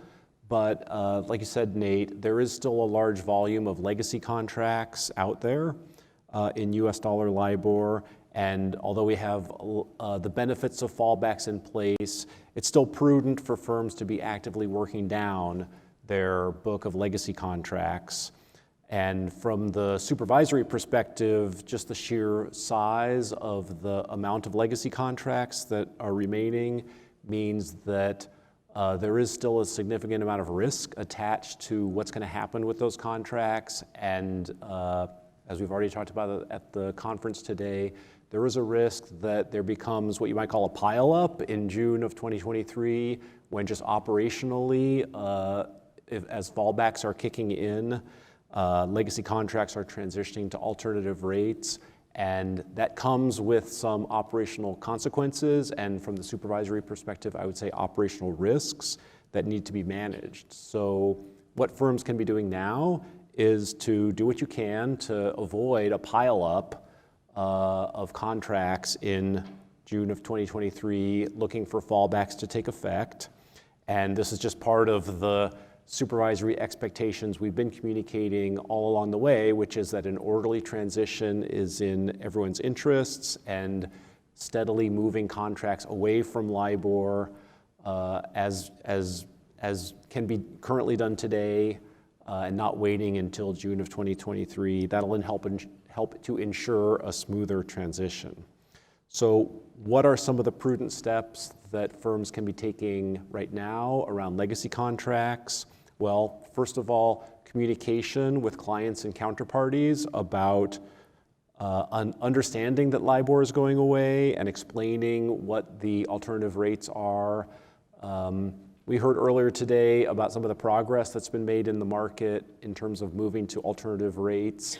And from our supervisory perspective, we're still hearing from firms that there are a range of counterparties. I guess people here who are here today and listening to this conference, that's the core, and everyone here understands what's happening with LIBOR going away and what's happening with fallbacks. But as you get in the concentric circles farther out, what we're hearing from firms is that there are still clients and counterparties who are not fully comfortable with understanding everything that's taking place with LIBOR, and for some clients and counterparties, that's probably understandable. But communication from firms to clients and counterparties can be happening now, should be happening now. We understand a lot of it is happening now, which is a good thing. Reviewing contracts, that's already been talked about today, and we definitely encourage that as a prudent step as well. Understand the fallback language that's in place, and ensuring that adequate resources are available to complete these steps in the transition. The industry has done a good job of putting a lot of resources into the LIBOR transition, and there's still work to be done dealing with legacy contracts, so the resources are still important.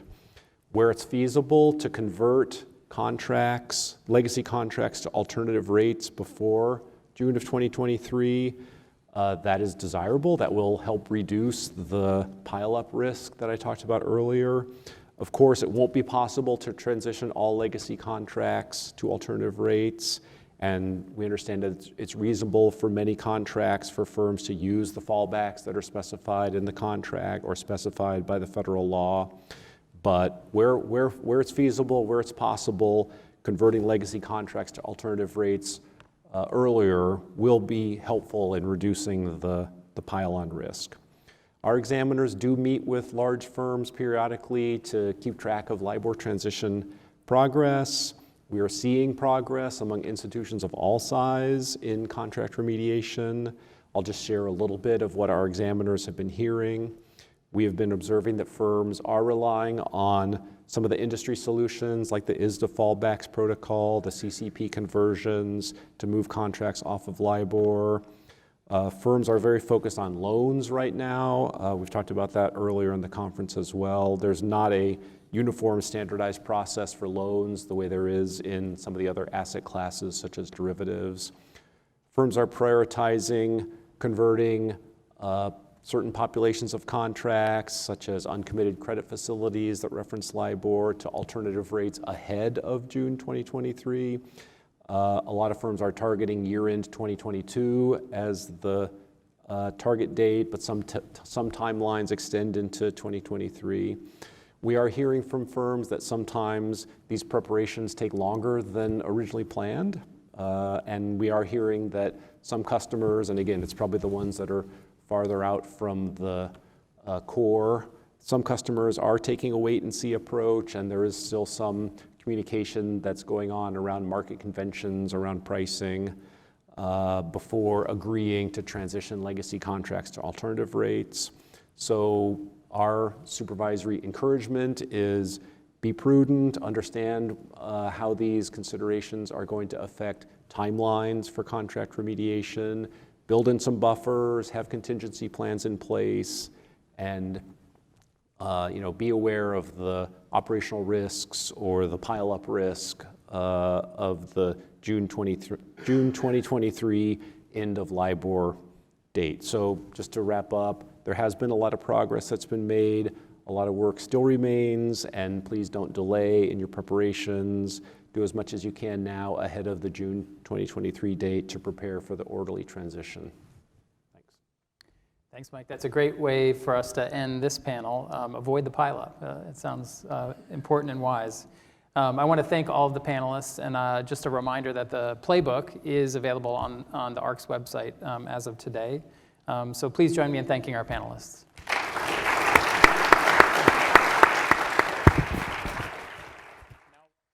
And the next panel.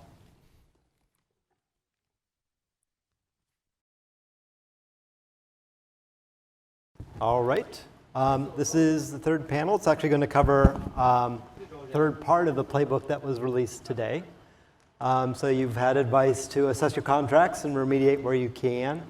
The dollar LIBOR transition, as has been said a few times now, it's an order of magnitude or 2 orders of magnitude bigger than the others. So we understand there are going to be contracts that are going to reference dollar LIBOR, and probably a fair number of them. Hopefully we will avoid a pileup. But there's going to be some things that you need to do for those contracts. You may have fallback language, legislation may get you out of it. In terms of giving you a fallback to go to, you may have a determining person, but you're going to need to, for any contract that is still referencing LIBOR as of June of next year, you're going to need to make sure that you communicate to people what the rate change is so that they know. And you're going to need to make sure that you have enough resources to operationally handle whatever contracts are going to convert. So we're going to talk about some of those considerations today in a variety of contracts. Pleased to have Phil Whitehurst from LCH, Head of Service Development and for Rates, Oliver Bader, Managing Director at Bank of New York Mellon and Executive Director of the LIBOR Program, Scott Longo from State Street, Managing Director, and joining us, I can see them, you'll see them soon, virtually Anne-Marie Bria, Executive Director from DTCC, and Anthony Higgins, Senior Associate General Counsel for Freddie Mac. So Phil, I'm going to start with you. LCH is definitely already thinking about communications and operations. Maybe we could start though, Edwin alluded to this. How is the transition going for new issuance? What are you seeing from LCH? Yeah, thanks very much, David, and thanks for the invitation to participate today in such an important event. My name's Phil Whitehurst. I'm the Head of Service Development for LCH's rates businesses, and I'm here to represent the swap clear service that we run, which clears a big chunk of the global swaps market, of which, of course, the dollar swaps market is by far the largest. I have got a couple of things I want to try and get across today. As David said, up on the slides behind, I've got a picture I want to paint for you of what we're seeing in terms of liquidity and the evolution of liquidity in the cleared swaps marketplace. The second thing I want to do is really talk a bit more about some of the nuts and bolts of our conversion process itself. I think in both cases, I'm going to be reinforcing a lot of the points that you've heard from many of the other panelists, but nonetheless, I think they are worth stating again. So if we go to that first thing I was hoping to cover, it's really the evolution of liquidity on our platform. 2 charts up in front of me, behind me, in fact. The top side is cleared notional volumes. Much more interesting, I think, is the lower part of that slide, which is the duration-weighted risk that we're seeing, so the flow of activity in the marketplace. And I think, as you can see, the time horizon here takes us back to the SOFR first for non-linear derivatives, which was around this time last year. What you can see is at that stage, we really had US dollar LIBOR was the dominant benchmark in the marketplace, around 80 to 90% of risk that was changing hands, and SOFR was at that stage a relatively low proportion. But really what you can see is over the last 12 months, that's turned completely on its head. We now see SOFR, as has been stated by so many of the panelists before, is really the dominant risk factor. That's where all the liquidity is. This figure of 79% that's up, it hovering around 80%. In the longer end, I think Chris mentioned earlier, the longer end, I think it's even higher than that. So I think that's really a point I want to reinforce. And why do I make the point? There were, I think, some reasonable reservations that people had probably when we were first talking about conversions, which I'm going to come on to, and the idea that we were going to convert people across into explicitly SOFR-based contracts. And is that a liquid enough place to put people? Well, I think these charts show you that that very much is the case. So we do, I think, have the conditions that we need now to be able to perform a conversion. So that's the second piece that I want to move on to. And I have another slide that covers the central elements of that conversion process. Before I get into the detail of that, I want to again echo what a lot of panelists have said up to this point. We really encourage people to transition proactively We have put in place a backstop here in terms of a cleared swap conversion process.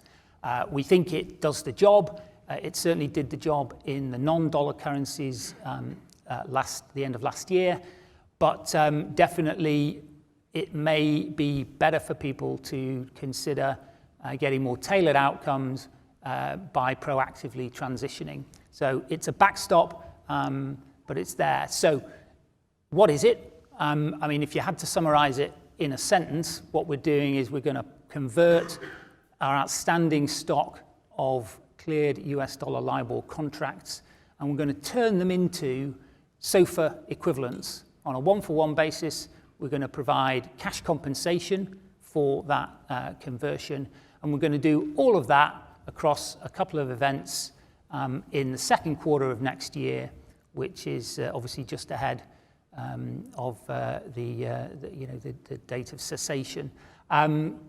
Just to unpack that a little bit, what do we mean by sort of outstanding contracts? Well, we don't need to convert contracts that don't rely on a non-representative LIBOR. In other words, every contract that will naturally mature and only needs representative LIBOR fixings, we're going to leave those alone.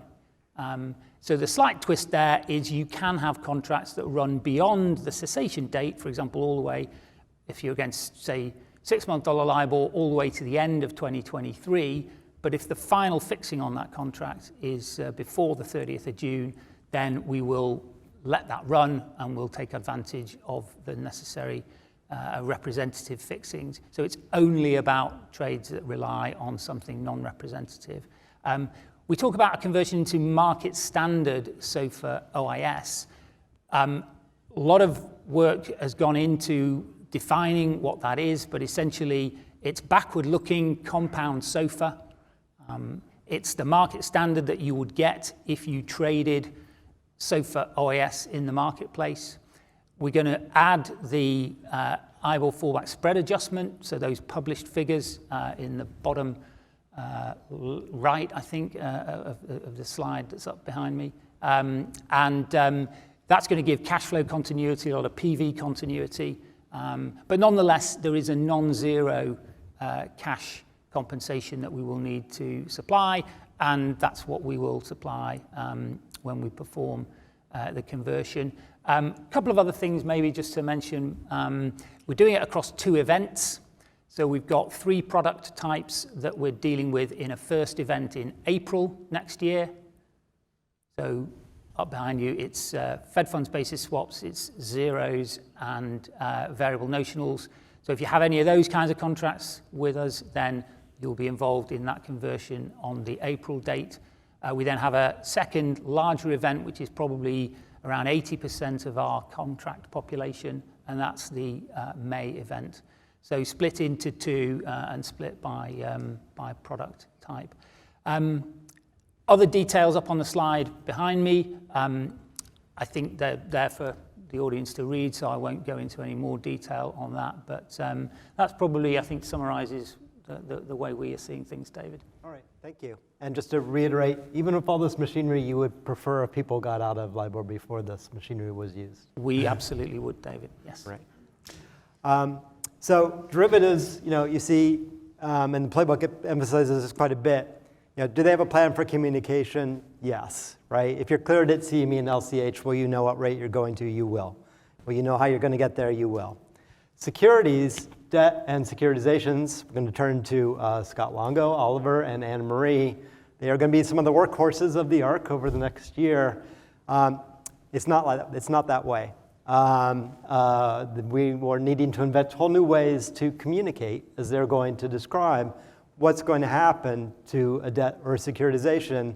And really everyone is going to need to use this machinery. There has been talk about getting over the goalpost. If you do not communicate what's going to happen, that's going to be the equivalent of your offensive line if you're American and play football or no football. They've cleared out, there is no defender between you and the goal line. The quarterback has given you the ball. And if you don't communicate, you have dropped it on the 1-yard line. And it's going to be a fairly big stadium of people all looking at you, dropping that ball on that 1-yard line. So this is something that we need to do. You all need to do. as an industry is use the kind of systems that these people will talk about to communicate what's going to happen. So Scott, there, do you want to talk? Thanks, David. And that's extra pressure because I don't want to fumble on top of just presenting to everybody. First of all, thank you very much for having us be part of this. Myself, Oliver, and Anne-Marie will kind of co-present what the Operations and Infrastructure Group's been doing. We started last December to kind of think about what we should be targeting. And at the time, think about last December, we were still worried about the no new issuance, right? Everything had to be based on LIBOR. We had 4 currencies that were about to end. And the good news there was that most of that went as planned, right? So there wasn't as big of a need to kind of figure out what wasn't going well and making any course corrections. So very, very quickly, we started to think about this problem. And you saw it in the last panel, I thought, very clearly. All that optionality, right? Who governs it? What kind of, what's your choice? What, you're going to go to term SOFR, overnight SOFR? You're going to have a look back, a lockout. There's a lot of optionality there. And we started to think about, what's going to happen in July of 23? Think about that, right? There's these thousands of securities, hundreds of thousands. Well, I don't even know the number. Let's call it 100,000 securities. Each one can take a slightly different path. I know we've been talking about an off-ramp. Think of it like a snowflake. They're all slightly different, right? But they kind of accumulate there. And what are we going to do so that when it does reset, the day it resets, that you can start to accrue properly with the conventions that the determining party wants to take in place. And then get to pay date, and it pays as what you expected. And how do you provide that transparency to everybody that needs to know through the whole ecosystem of the financial industry? Where we started was just to do a compare and contrast. How is the US and how we deal with interest rate changes compared to what's done in the UK and the EU? And we noticed some fundamental differences. In the UK, first of all, they can do a consent solicitation and agree to the change before they get to the end of life, but we don't have that option. In the UK, their depositories treated as a corporate action, so they'll actually notify everybody through a corporate action channel and make the details of that change available to everyone, right? So that you can go and find it and find that golden source of the change. Whereas the US, we leverage something called the Lens portal, which is a great tool, but it's mostly for default notices and bankruptcies and other kind of miscellaneous communication. And it's not formatted. So as we started to think about having to deal with that, like how do we make it so we're going to go down the green trail instead of like the triple black diamond to the lodge, right? So what we did as a group is we started to work on our proposal. That's where I'm going to hand it off to Oliver, and we're really going to start to talk a little bit about how we came across our presentation. Oliver? Yeah, so the problem, and thanks Scott for that, the problem statement, we also looked at kind of Europe and the UK, and we realized that even the corporate action process that was used and the market that you see there is mainly kind of PDF and Word document based that is sent around via Swift messages, but really in an abbreviated form. Now, when we looked at kind of what are the optionalities when you go from LIBOR to maybe an overnight SOFR, you're looking at kind of an explosion of data fields that need to be communicated, lockout, lookbacks, even the decimal places of rounding, for example. And we realized that kind of the current Swift format or a PDF is really not friendly in order to have an STP process. And what Edwin said beforehand, kind of the magnitude of the US market is much bigger, and also because there is no real consent solidization. And when we looked at the securities, we see that a lot of those securities actually will reset in July of next year. So that tsunami wave is coming. And if you have back office functions out there who then receive a lot of PDFs and have to key in data somewhere, that we believed is not really feasible. So therefore, we have teamed up with Anne-Marie from DTCC very early on and kind of tried to really understand how can we build a conveyor belt across the entire system landscape from the determining person down to the investor, but also, for example, like via market data vendors into static data master files that can be used by operations functions, by risk functions, by fund accountants, in order then on day one really be able to calculate the interest accrual from day one correctly, to calculate the risk correctly, and that everybody out there really knows to what kind of bond that is falling back to, or the fallback is falling back to. So we started at the end of the process. We reached out to market data vendors and said, in order for you guys to really fill out all of your static data files, what kind of information do you need? And we came up with kind of two term sheets, one for term SOFR and one for overnight rates. Kind of the overnight one, currently 37 fields, just shows kind of the complexity of data that potentially needs to be communicated. And that was our starting point. We then also talked to kind of the custodians and said, how does the corporate action process work? How can we kind of put this into your ecosystem? We then turned around upstream and said, who will be the determining person? Will it be the issuer? Will it be the agent? Will it be other parties? Kind of who needs to source that decision that will be taken at some stage after then September, when the Federal Reserve will also come out with the rulemaking? Who will communicate outwards? And we know that, kind of Scott said it, there's the lens system, but there's also, for example, investor portals by agents that are currently used. But again, they're all PDF-based, Word-based, and very difficult to extract the information. So therefore, we turned around, had very good conversations with kind of the agent community, the issuer community. But the whole thing was, and looking already at Anne-Marie, because she will describe what DTCC will doing, because DTCC needs to commit time and money in order to build something that is kind of new. We're leveraging existing stuff, but it's kind of new. And we needed support from the market. And therefore, we leveraged also, and thanks to Tom also and the ARC board, we kind of leveraged the members of the ARC to say, this is how we think about the solution. Would you be willing to use it? Because without your willingness, there is no investment, there is no new process, and therefore we cannot really reduce that risk. So thank God we got the commitment. We're now in the gathering of the requirements. We're gathering in the kind of process and kicking this off and building this new solution. And I will hand over to Anne-Marie, because she will be then the architect of what we're planning to do here. Thank you. Thank you, Oliver. So yeah, I think we've kind of set the stage here that this is a unique area that we're in right now. You know, with when new issuance comes to market and the information that's related to interest rate or reference rate information is processed through a different channel, usually security reference information, like Oliver had alluded to. This type of event that's going to happen is something at DTC which we call a non-serviceable event. Traditionally, corporate actions processing at DTC is a result of some action that needs to be taken by the holder, or some impact that's going to happen as it relates to either a security or cash distribution. This is really informational, but when we talk to the data vendors, to those solution providers in the market that provide this information so that people can get it into their systems, into their static reference data, we realize that this is a little bit of a gray area, and how do we go about addressing this?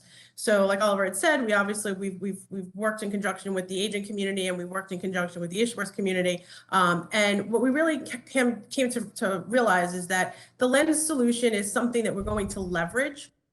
Obviously, it doesn't provide us what the overall solution needs to be, which is the ability to take in structured, standardized data in the form of these term sheets that we've been working through, so that it can be easily consumable by data vendors or any other data subscribers for that matter. But we did realize that the agent community, probably the majority, will be the users of this solution, as they would be the ones that would be required to disseminate this information out into the marketplace. Not necessarily the determining party, but the disseminator of this information, or the entity that would likely face off with DTC for DTC eligible securities to submit that information. And what we've come to realize is that there is a need to actually use the lens service as it relates to some of these contracts that are out there.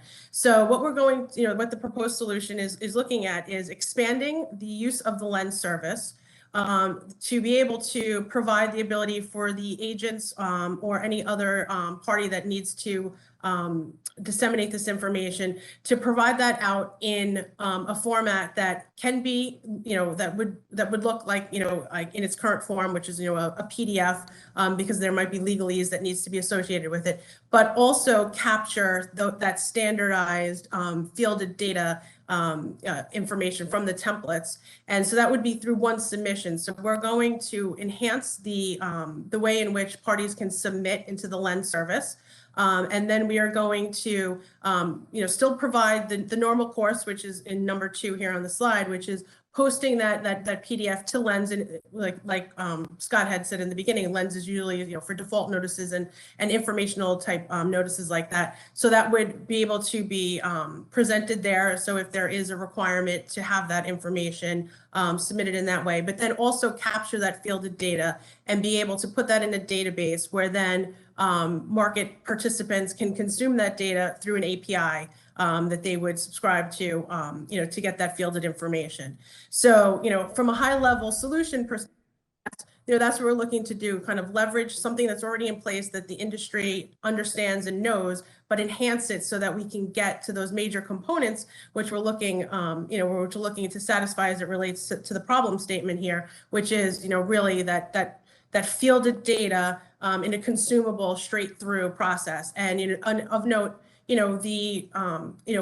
a submitter to this Lens service, you don't necessarily need to be an agent. You can be the issuer. You can be that determining party if that determining party is neither the issuer nor the agent. So it provides an opportunity for other entities that would be responsible or would need to disseminate that information to be able to utilize the solution.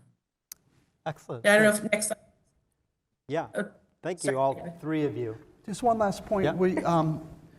We're still very, thank you very much. We've had great participation from across the industry. The work's not done yet, so we'll be right? And we really do appreciate everybody's support to make for that smooth transition. So we just want to thank everybody for their input. Yep, and thank you all for helping to do this. The ARC playbook released today does have best practice recommendations on communication. One of them is to use the expanded Lens system when it's in place. The ARC has for a long time recommended that people, if you're a determining party, the issuer, or whoever decides the rate, that you communicate your choice, or at least the nature of your choice, at least 6 months before dollar LIBOR is to end. Hopefully the system will be up by that point, but if not, we still want you to communicate, because investors on the other side, need to know what in general is going to be happening to the things that they're holding that you've issued. But when the system is out, we do encourage everyone to use it. Because even if you're not doing anything fancy, even if the legislation applies and you're going to the Fed's elected rate, how does anyone else know that that's where you're going to? You need to communicate. Now I'm going to turn to Anthony Higgins from Freddie Mac. So what I don't recommend is, consumers are not going to go to the Lens system. We're not going to direct them there. So consumer communications is an entirely different kettle of fish that requires its own special considerations. A lot of people are waiting for the Fed proposal. A lot of people are also waiting for Fannie and Freddie to make their decisions. And so we're lucky to have Anthony. And Anthony, how is Freddie Mac thinking about consumer communications? What are your timelines and what are your plans around it?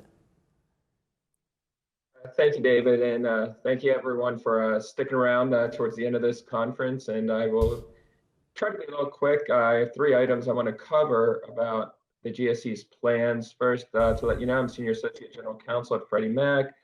My comments do not constitute legal advice to any attendee or the entities they represent. Please consult your own counsel and compliance teams. And with that, let me mention, in response to your first question, the transition of LIBOR to an alternative index, Freddie Mac intends to make an announcement late in the 3rd quarter, though it may slip to the 4th quarter, as we are awaiting publication of the final rules by the Board of Governors of the Federal Reserve System regarding its selected index. Once that happens, Fannie Mae and Freddie Mac will consult with FHFA and pursuant to FHFA guidance, make an announcement.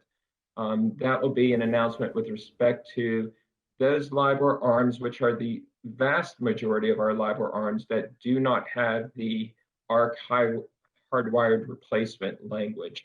The hardwired replacement language already provides for the transition with respect to the rate recommended by a committee designated by the board, which the ARC has already made that recommendation. So for the vast majority of the LIBOR arms, look for the late in the third, early fourth quarter for an announcement where the GSEs are the determining person. One thing I want to note is that once we make that announcement later this year, what does that mean for the industry, for the GSE servicers of the approximately, I think between the two GSEs, where we have around 200,000 single-family LIBOR ARM indexed mortgages between the two of us. I'll note that under Regulation Z, there are requirements to provide notices to borrowers regarding index rate change notices relative to when the payment change associated with that index rate change is going to occur. There is a regulation that requires those notices to go out. The initial notice, if it's the first rate change, 210 to 240 days before that index takes effect. So for those loans that will transition to the new index in July, August, September, you're sending those notices out 7 to 8 months before that.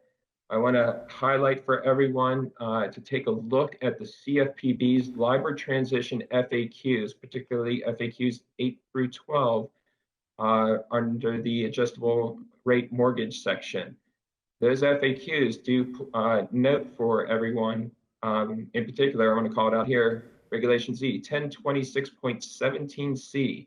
When sending notices, the disclosures that are sent must reflect the legal effect of the contract at the time the disclosure is sent. So even if you're sending a disclosure about a future rate change that will be using a replacement index, the contract at the time you're sending that notice is LIBOR's in effect. So that notice still has to reflect LIBOR. So please consult with your counsel about when your notices need to change to show the new replacement index, and when they still have to show LIBOR, and when you're sending those notices as appropriate, if you're disclosing interest rates and payment amounts to borrowers in advance, you typically will be labeling those as an estimate. So please consult with your counsel to make sure you're doing that correctly. I also note that even for loans with a vast majority of our loans have what we call a 45-day look-back provision. So let's say the payment is changing on August 1st. Well, you look back 45 days, actually prior to the interest rate change date. The interest rate change date is July 1st, 45 days before that, you're looking at May. LIBOR is still in effect. You're going to use the LIBOR index from around May 15th for that. Same with later months. But it's not until you have a look back date that occurs in July will that interest rate use the replacement index. And that's something very important for your conversion of your systems, for accrual, that the GSE servicers are, for the most part, very familiar with. We've had other indexes go away and retire over the years, never on this magnitude, though.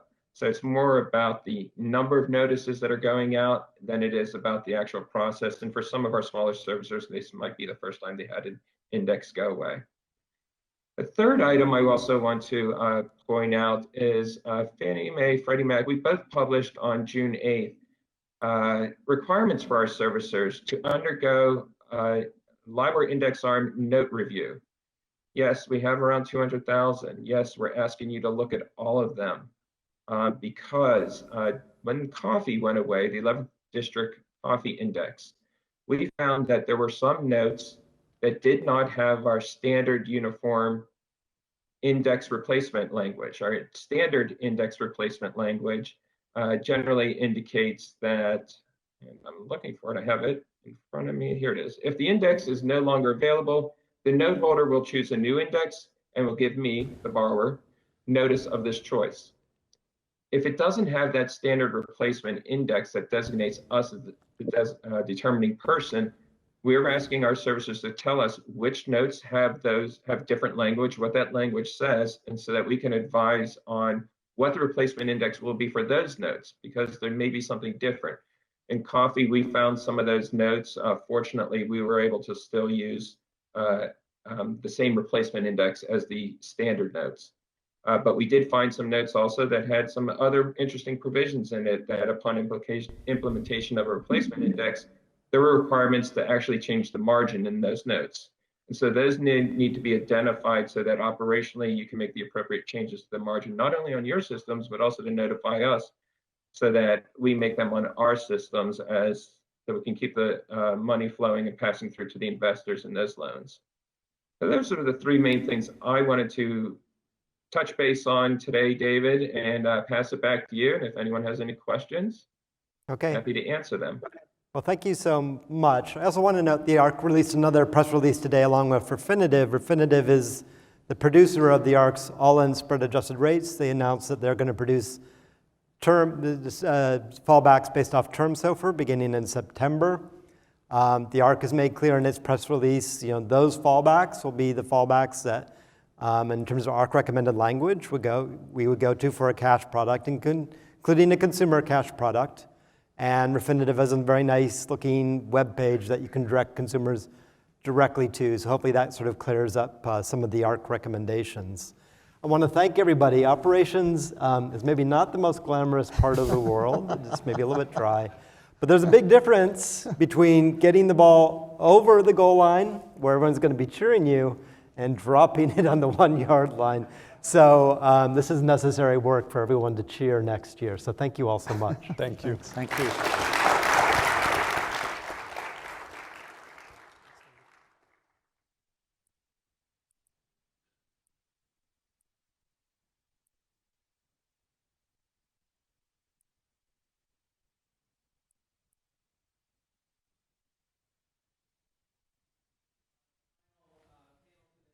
Before the reception, we are doing some closing reflections on the journey to the transition away from LIBOR. And David and I are delighted to be able to speak with Tom Whiff about his closing reflections on the journey. We had originally planned to also have Sandy O'Connor here with us. She was the previous ARC chair. Unfortunately, she's had an emergency in the family and wasn't able to join us today. So David and I are the substitutes. We may be poor substitutes. If you know Sandy, you know that you kind of need a small army to replace her, but we're delighted to be here and sub in. So what David and I thought we would do is sort of moderate a bit and ask a few questions, maybe 4 questions, and Sure. We'll have a little bit of a conversation. So the first question I have is to both of you, and then I'll chime in as well, is how and when did you first get involved in the LIBOR transition? How many years back was it? And perhaps I'll start with David, who was there at the very beginning. Yeah, so it is actually formally almost exactly a decade that I've been working on LIBOR. Of course, John probably remembers, as the Fed, we were watching LIBOR during the financial crisis and during the scandals. I didn't really get formally involved until central banks got involved, which is in 2012. There was a BIS committee and a paper before the official sector steering group was formed. And that was an okay paper. But after that, it actually did, if you read it, it mapped out some of the things that actually did happen. But after that, I was kind of walking to the Fed one day, and Paul Fisher was the head of markets for the Bank of England at the time, just called me as I was on the street, which isn't something that normally happened to me. And he began talking to me, and he was saying, I've been talking to Mervyn King. We're getting phone calls every day from banks trying to leave the panel, and we're looking at the data. And Mervyn thinks that the only thing that we as the official sector try to do is fix LIBOR, then we're just going to build a bridge to nowhere.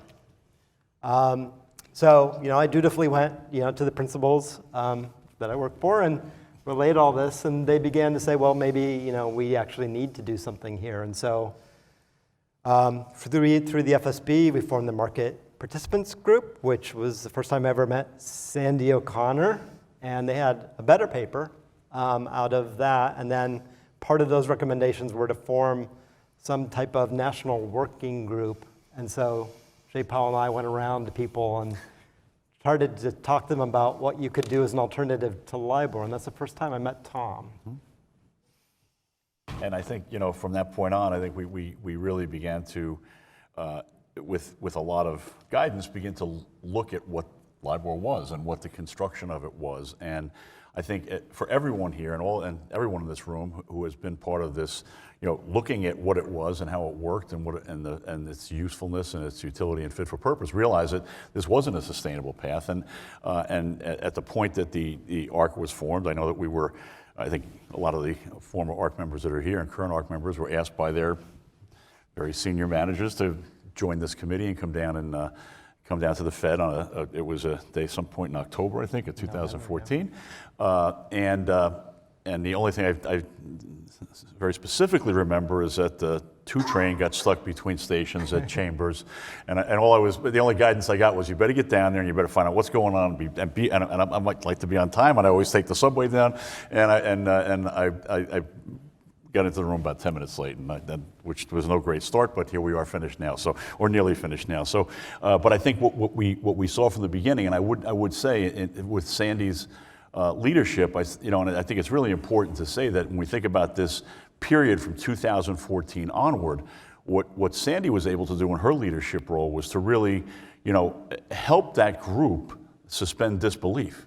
Because there was really, if you looked across that table, there were, a bunch of people who really had known nothing other than LIBOR, had begun to see what these frailties are. But I think the first answer was, well, how do you just repair this? And the idea that you would actually remove it and replace it was there. And I think the second piece, because our first task was to determine what would be the appropriate alternative, was to bring together a really set of, I think, fairly diverse views on what the right solution would be, and to land that plane on SOFR, because when we looked at it over that period, but forcing those discussions, those I think productive arguments to happen, the good friction that happened in those rooms, to really eliminate the things that we knew might have looked a lot more like LIBOR, but would actually behave a lot more like LIBOR. And I think the work that Sandy did in bringing that group together, and in 2017 be able to select SOFR, I think was one of the key things we saw. And when I think about the many work streams and so many people that have been involved in this and the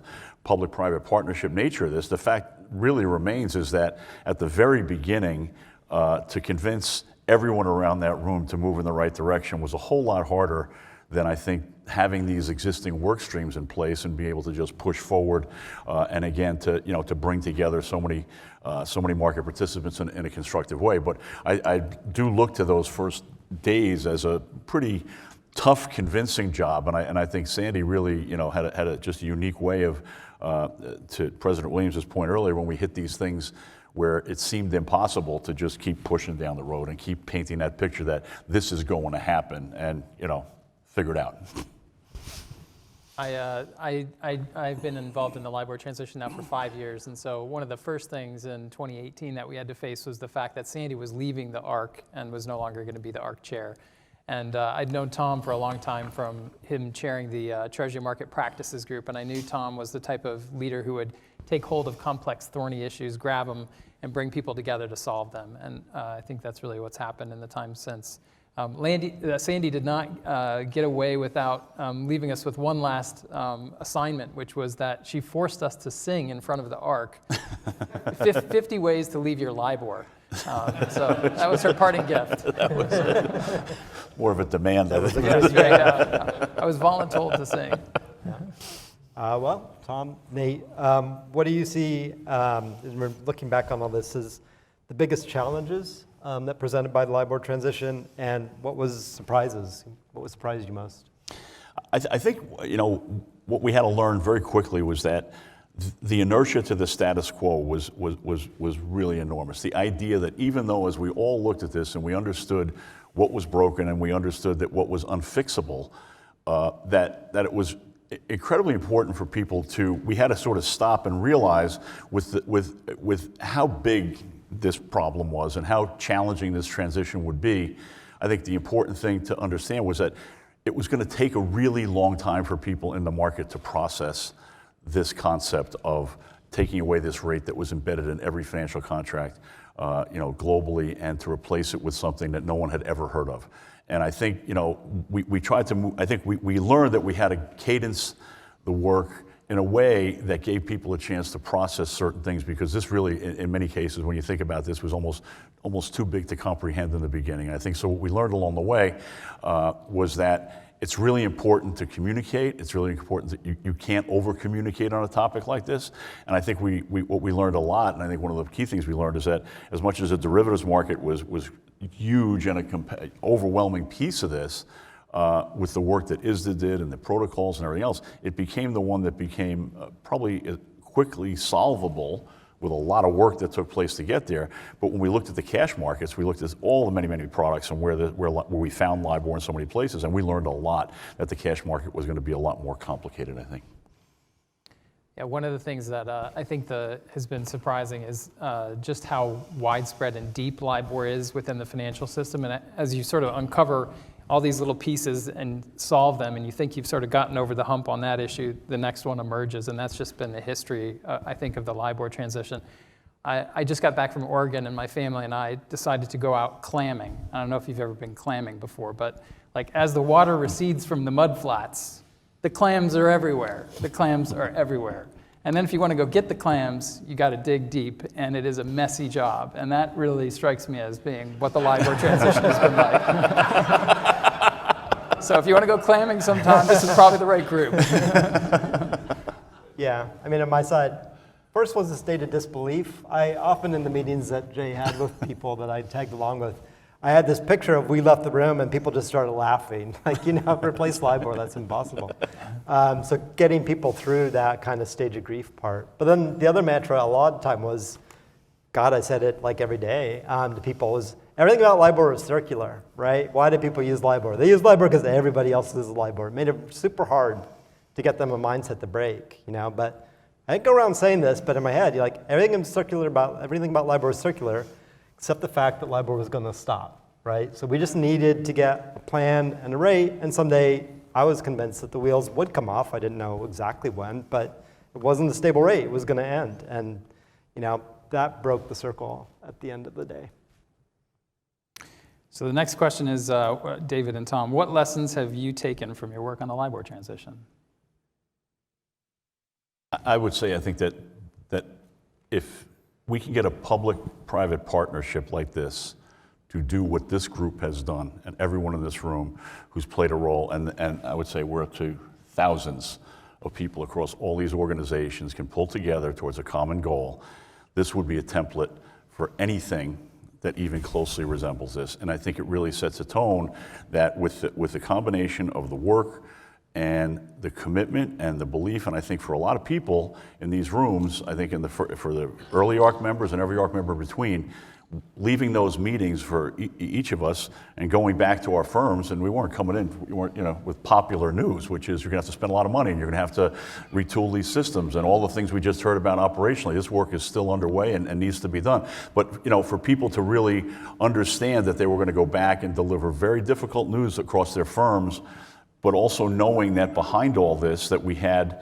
that official sector support, and it was there. And I would have to say, to the earlier comments about when we hit these, really difficult challenges here, that we knew that, that somewhere out there would be, a speech or a comment or some guidance or things that would actually, give us that momentum. But the idea that there were things that only the industry could do. The industry was only in a position to communicate with their clients and to let people know this was happening and to ensure that they were going to, work this in a proper way and to do those things. And even that was challenging because, again, who wants to be the first salesperson calling their client and saying that this thing you love so much is going away and this guy that works at our firm is in charge of it. It's not popular work, right? And I think everybody here who served on the ARC had to go back to their firms with difficult things. I think so we learned that. But I do think when you take this template, it would be, I think we learned a few things. First is that a small blind spot in a big industry can grow pretty big. And I think that we always have to think about that words matter, that how the LIBOR situation developed was just perhaps a couple of quick changes in how the words worked, or a fundamental change in the market that nobody noticed because they had gotten so used to using this thing that they didn't really look at what it was anymore. And generationally, and in the financial services business, generationally means could be 10 years. So I think when we went through all those things, I think what we did learn is, and I think what we could take away from this work when we complete this, because I do think the work that you've heard in the last two panels is going to be, it will help define whether we've actually succeeded on this the right way, which is to lock all the doors and make sure we never have this problem again. But I think what we'll walk away with is there is a template where a public-private partnership can work, and it can work well if people collaborate and work together towards a common goal. Yeah, I do want to thank all the ARC members. I mean, one of the pleasures of this is getting to see some of them. There were just so many, because actually generation in the financial services industry can actually be like 3 or 4 years as far as I can see. There has been a lot of turnover. And collectively, everyone, if you know anyone who was ever on the ARC, you should thank them, because there's so many people who helped drag this rock up to the hill so that it could begin to roll down. I am struck by, I guess, what people pay attention to and what they don't, right? We pay hyper attention, to is a given desk, $1 million unbalanced on LIBOR, and say DV01. But did you ask, well, should we be using LIBOR at first? How much risk are we taking on by using this rate, right? Everyone asks the first question, like, what's my DV01? No one asks, what's my risk, just around using this rate? And so it's always the questions that people don't look at that are going to come back to haunt you. And I think, people are very intelligent. They're well set up for their jobs. Their jobs are to, get the loans through or manage that DV01. And what they're not set up is to think about what's the risk to the system, right? Is this the right rate? As John said all the time, right? Is this the right rate for the foundation? That's not your job, in the financial services industry. Is this the right rate or is it the wrong rate? Not your job. But it needs to be someone's job. And I very much don't want to have to go through this again. So we do need to find, that kind of equilibrium where most things, including derivatives markets, are based on overnight SOFR. And, there's term SOFR and there's other rates. But, that we come to a good resting place. And I think there's going to be some learning still that the industry has to do to find that place. Yeah, one of the lessons for me is you both mentioned sort of the ARC membership and all of the ARC subgroups and everyone involved in the transition. I just think the diversity of that composition of solving problems that are this challenging, that's super important. You have lawyers, traders, accountants, clearing and settlement systems, even economists involved in the transition. But it's actually been, yes, even economists. Stop digging. Good insulting your boss there. I would note that, yes, I will stop digging now. But it has been incredibly important, and I think solving problems this complex really requires bringing that kind of diversity to the table, and has been really important. So I too am appreciative of that. So we've covered this a bit, and this will be the final question for the panel, but what are the things that each of you see needs to happen over the next year? I would start by everything you've heard here today with the with the legacy playbook that came out. I think that as much as these were the things. If you go way back, these were the things that were actually the most terrifying pieces of it in the beginning. People were like, oh my gosh, all this repapering and the operational things and the systems and the technology and all these things about all the payments and how these things are all going to work, which you've just seen, all moved to the back of the queue once we realized that there was a lot of market risk and there was a lot of franchise risk and conduct risk, and those big things that emerged actually became a real big part of what the ARC had to work on, and all the groups, and as you say, the exchanges and the CCPs and ISDA, and all the work that was done by the ARC members, and obviously, I think the benefit of that legislation, I think that I think giving people a peek behind the scenes of how a bill becomes a law, we all got a kind of pretty close-up view of that, and I think it was really interesting. But I do think that what we're walking away with now is those things that we kind of pushed to the back of the queue are here.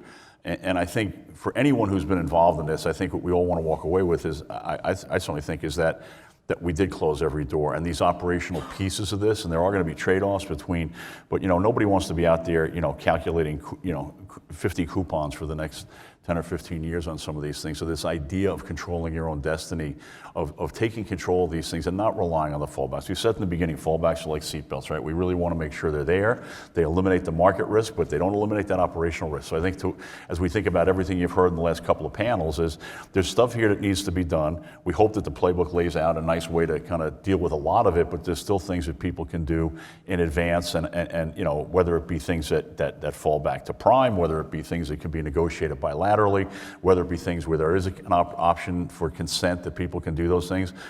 They should be done. I think every organization, and I think it was a great term, this pile-up risk of everyone sort of racing to their counterparties to get stuff done, that's still there. And I think, what will define this, in the end is the payments get made right. There's a consumer payment correct. Like all the things that we've laid out that I think were really, really frightening in the beginning, so much of that has been removed, and this is the last piece. And I think to David's point, we don't want to drop that ball on the 1 yard line. And I can't end it without saying this has been a very long, strange trip, but we still have a couple more pieces of that puzzle before we get there. But I think that's the message: is everything we've heard here today. This is critical work to really put the right punctuation on all the work that everybody in this room and well beyond have done. I very much agree with your point about fallbacks being safety belts, but it's much better just to avoid the pileup altogether. Like it's still a car crash, right? Yeah. Like so. I guess the reflection I had on the year ahead really comes back to something Sandy mentioned to us, which was Sandy said she was surprised in the transition by when we were looking at the data by really how few transactions underlie the CP and CD markets that are the markets underlying LIBOR. Those can be just a handful of transactions on which hundreds of trillions of dollars are resting, and in times of stress, those transactions go to zero. And so that's really not a situation we want to be in. So I think sort of going back to things John has said before, having that solid foundation, having a base, SOFR's got $1 trillion a day in transactions, that's a solid foundation upon which you can rest a lot of contracts and do so in a way that reduces financial stability. So it's really heartening to see the progress we've made in that direction. And so for the next year, I think that's important to see that continue. Yeah, and we do have a lot of work ahead of us still, although less hard than last year, I think. So, the Fed rule proposal has to come out in Fed rule, and then a lot of people are going to make their decisions following that, I know. So I think Q3 and Q4 will be kind of busy in terms of locking things in, and then I hope it is important that people use that DTCC system, because you don't want, nobody wants for you, and you don't want a bunch of just angry customers trying to call you if they can get a hold of you in July of next year. So I hope people do remediate before that. So that's all a body of work. It's non-trivial.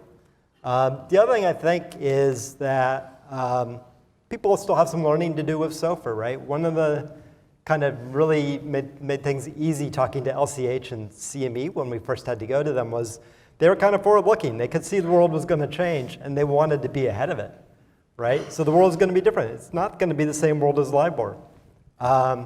And what was nice about them was, they wanted to be ahead of the curve. I think that means to me that there's some learning to do with SOFR. There are different kinds of SOFRs. The loan market has gone the term SOFR. That's great. But how do you hedge that? How do you integrate that with other forms? Do some of your clients learn about those other forms? Not everything's going to be the same as LIBOR. And to me, if you're nimble, if you're quick, if you're willing to look for some solutions that maybe your competitors aren't, you can get ahead of that curve, and there is scope for you to get ahead of that curve. So I think there is still learning in regards to SOFR. If you're willing to take advantage of a change in the environment, you can do better than your competitors, and I hope people will. Those are great thoughts. And with that, I want to thank Tom and David for the nice conversation. And I wanted to thank all of our panelists and speakers today. It was really a wonderful conversation to hear about the progress made to date, the year ahead, and some of the lessons learned. For those of you here in person, we'll have a reception following this. And for those of you online, thanks for joining us as well. I did want to just quickly thank Jamie, Pooja, and Sophie, who are on my team, who helped organize the conference, our conference planning staff, and the FCA staff as well, which we worked on in collaboration with to make sure that this event could be pulled off. And I want to thank you all and have a good evening.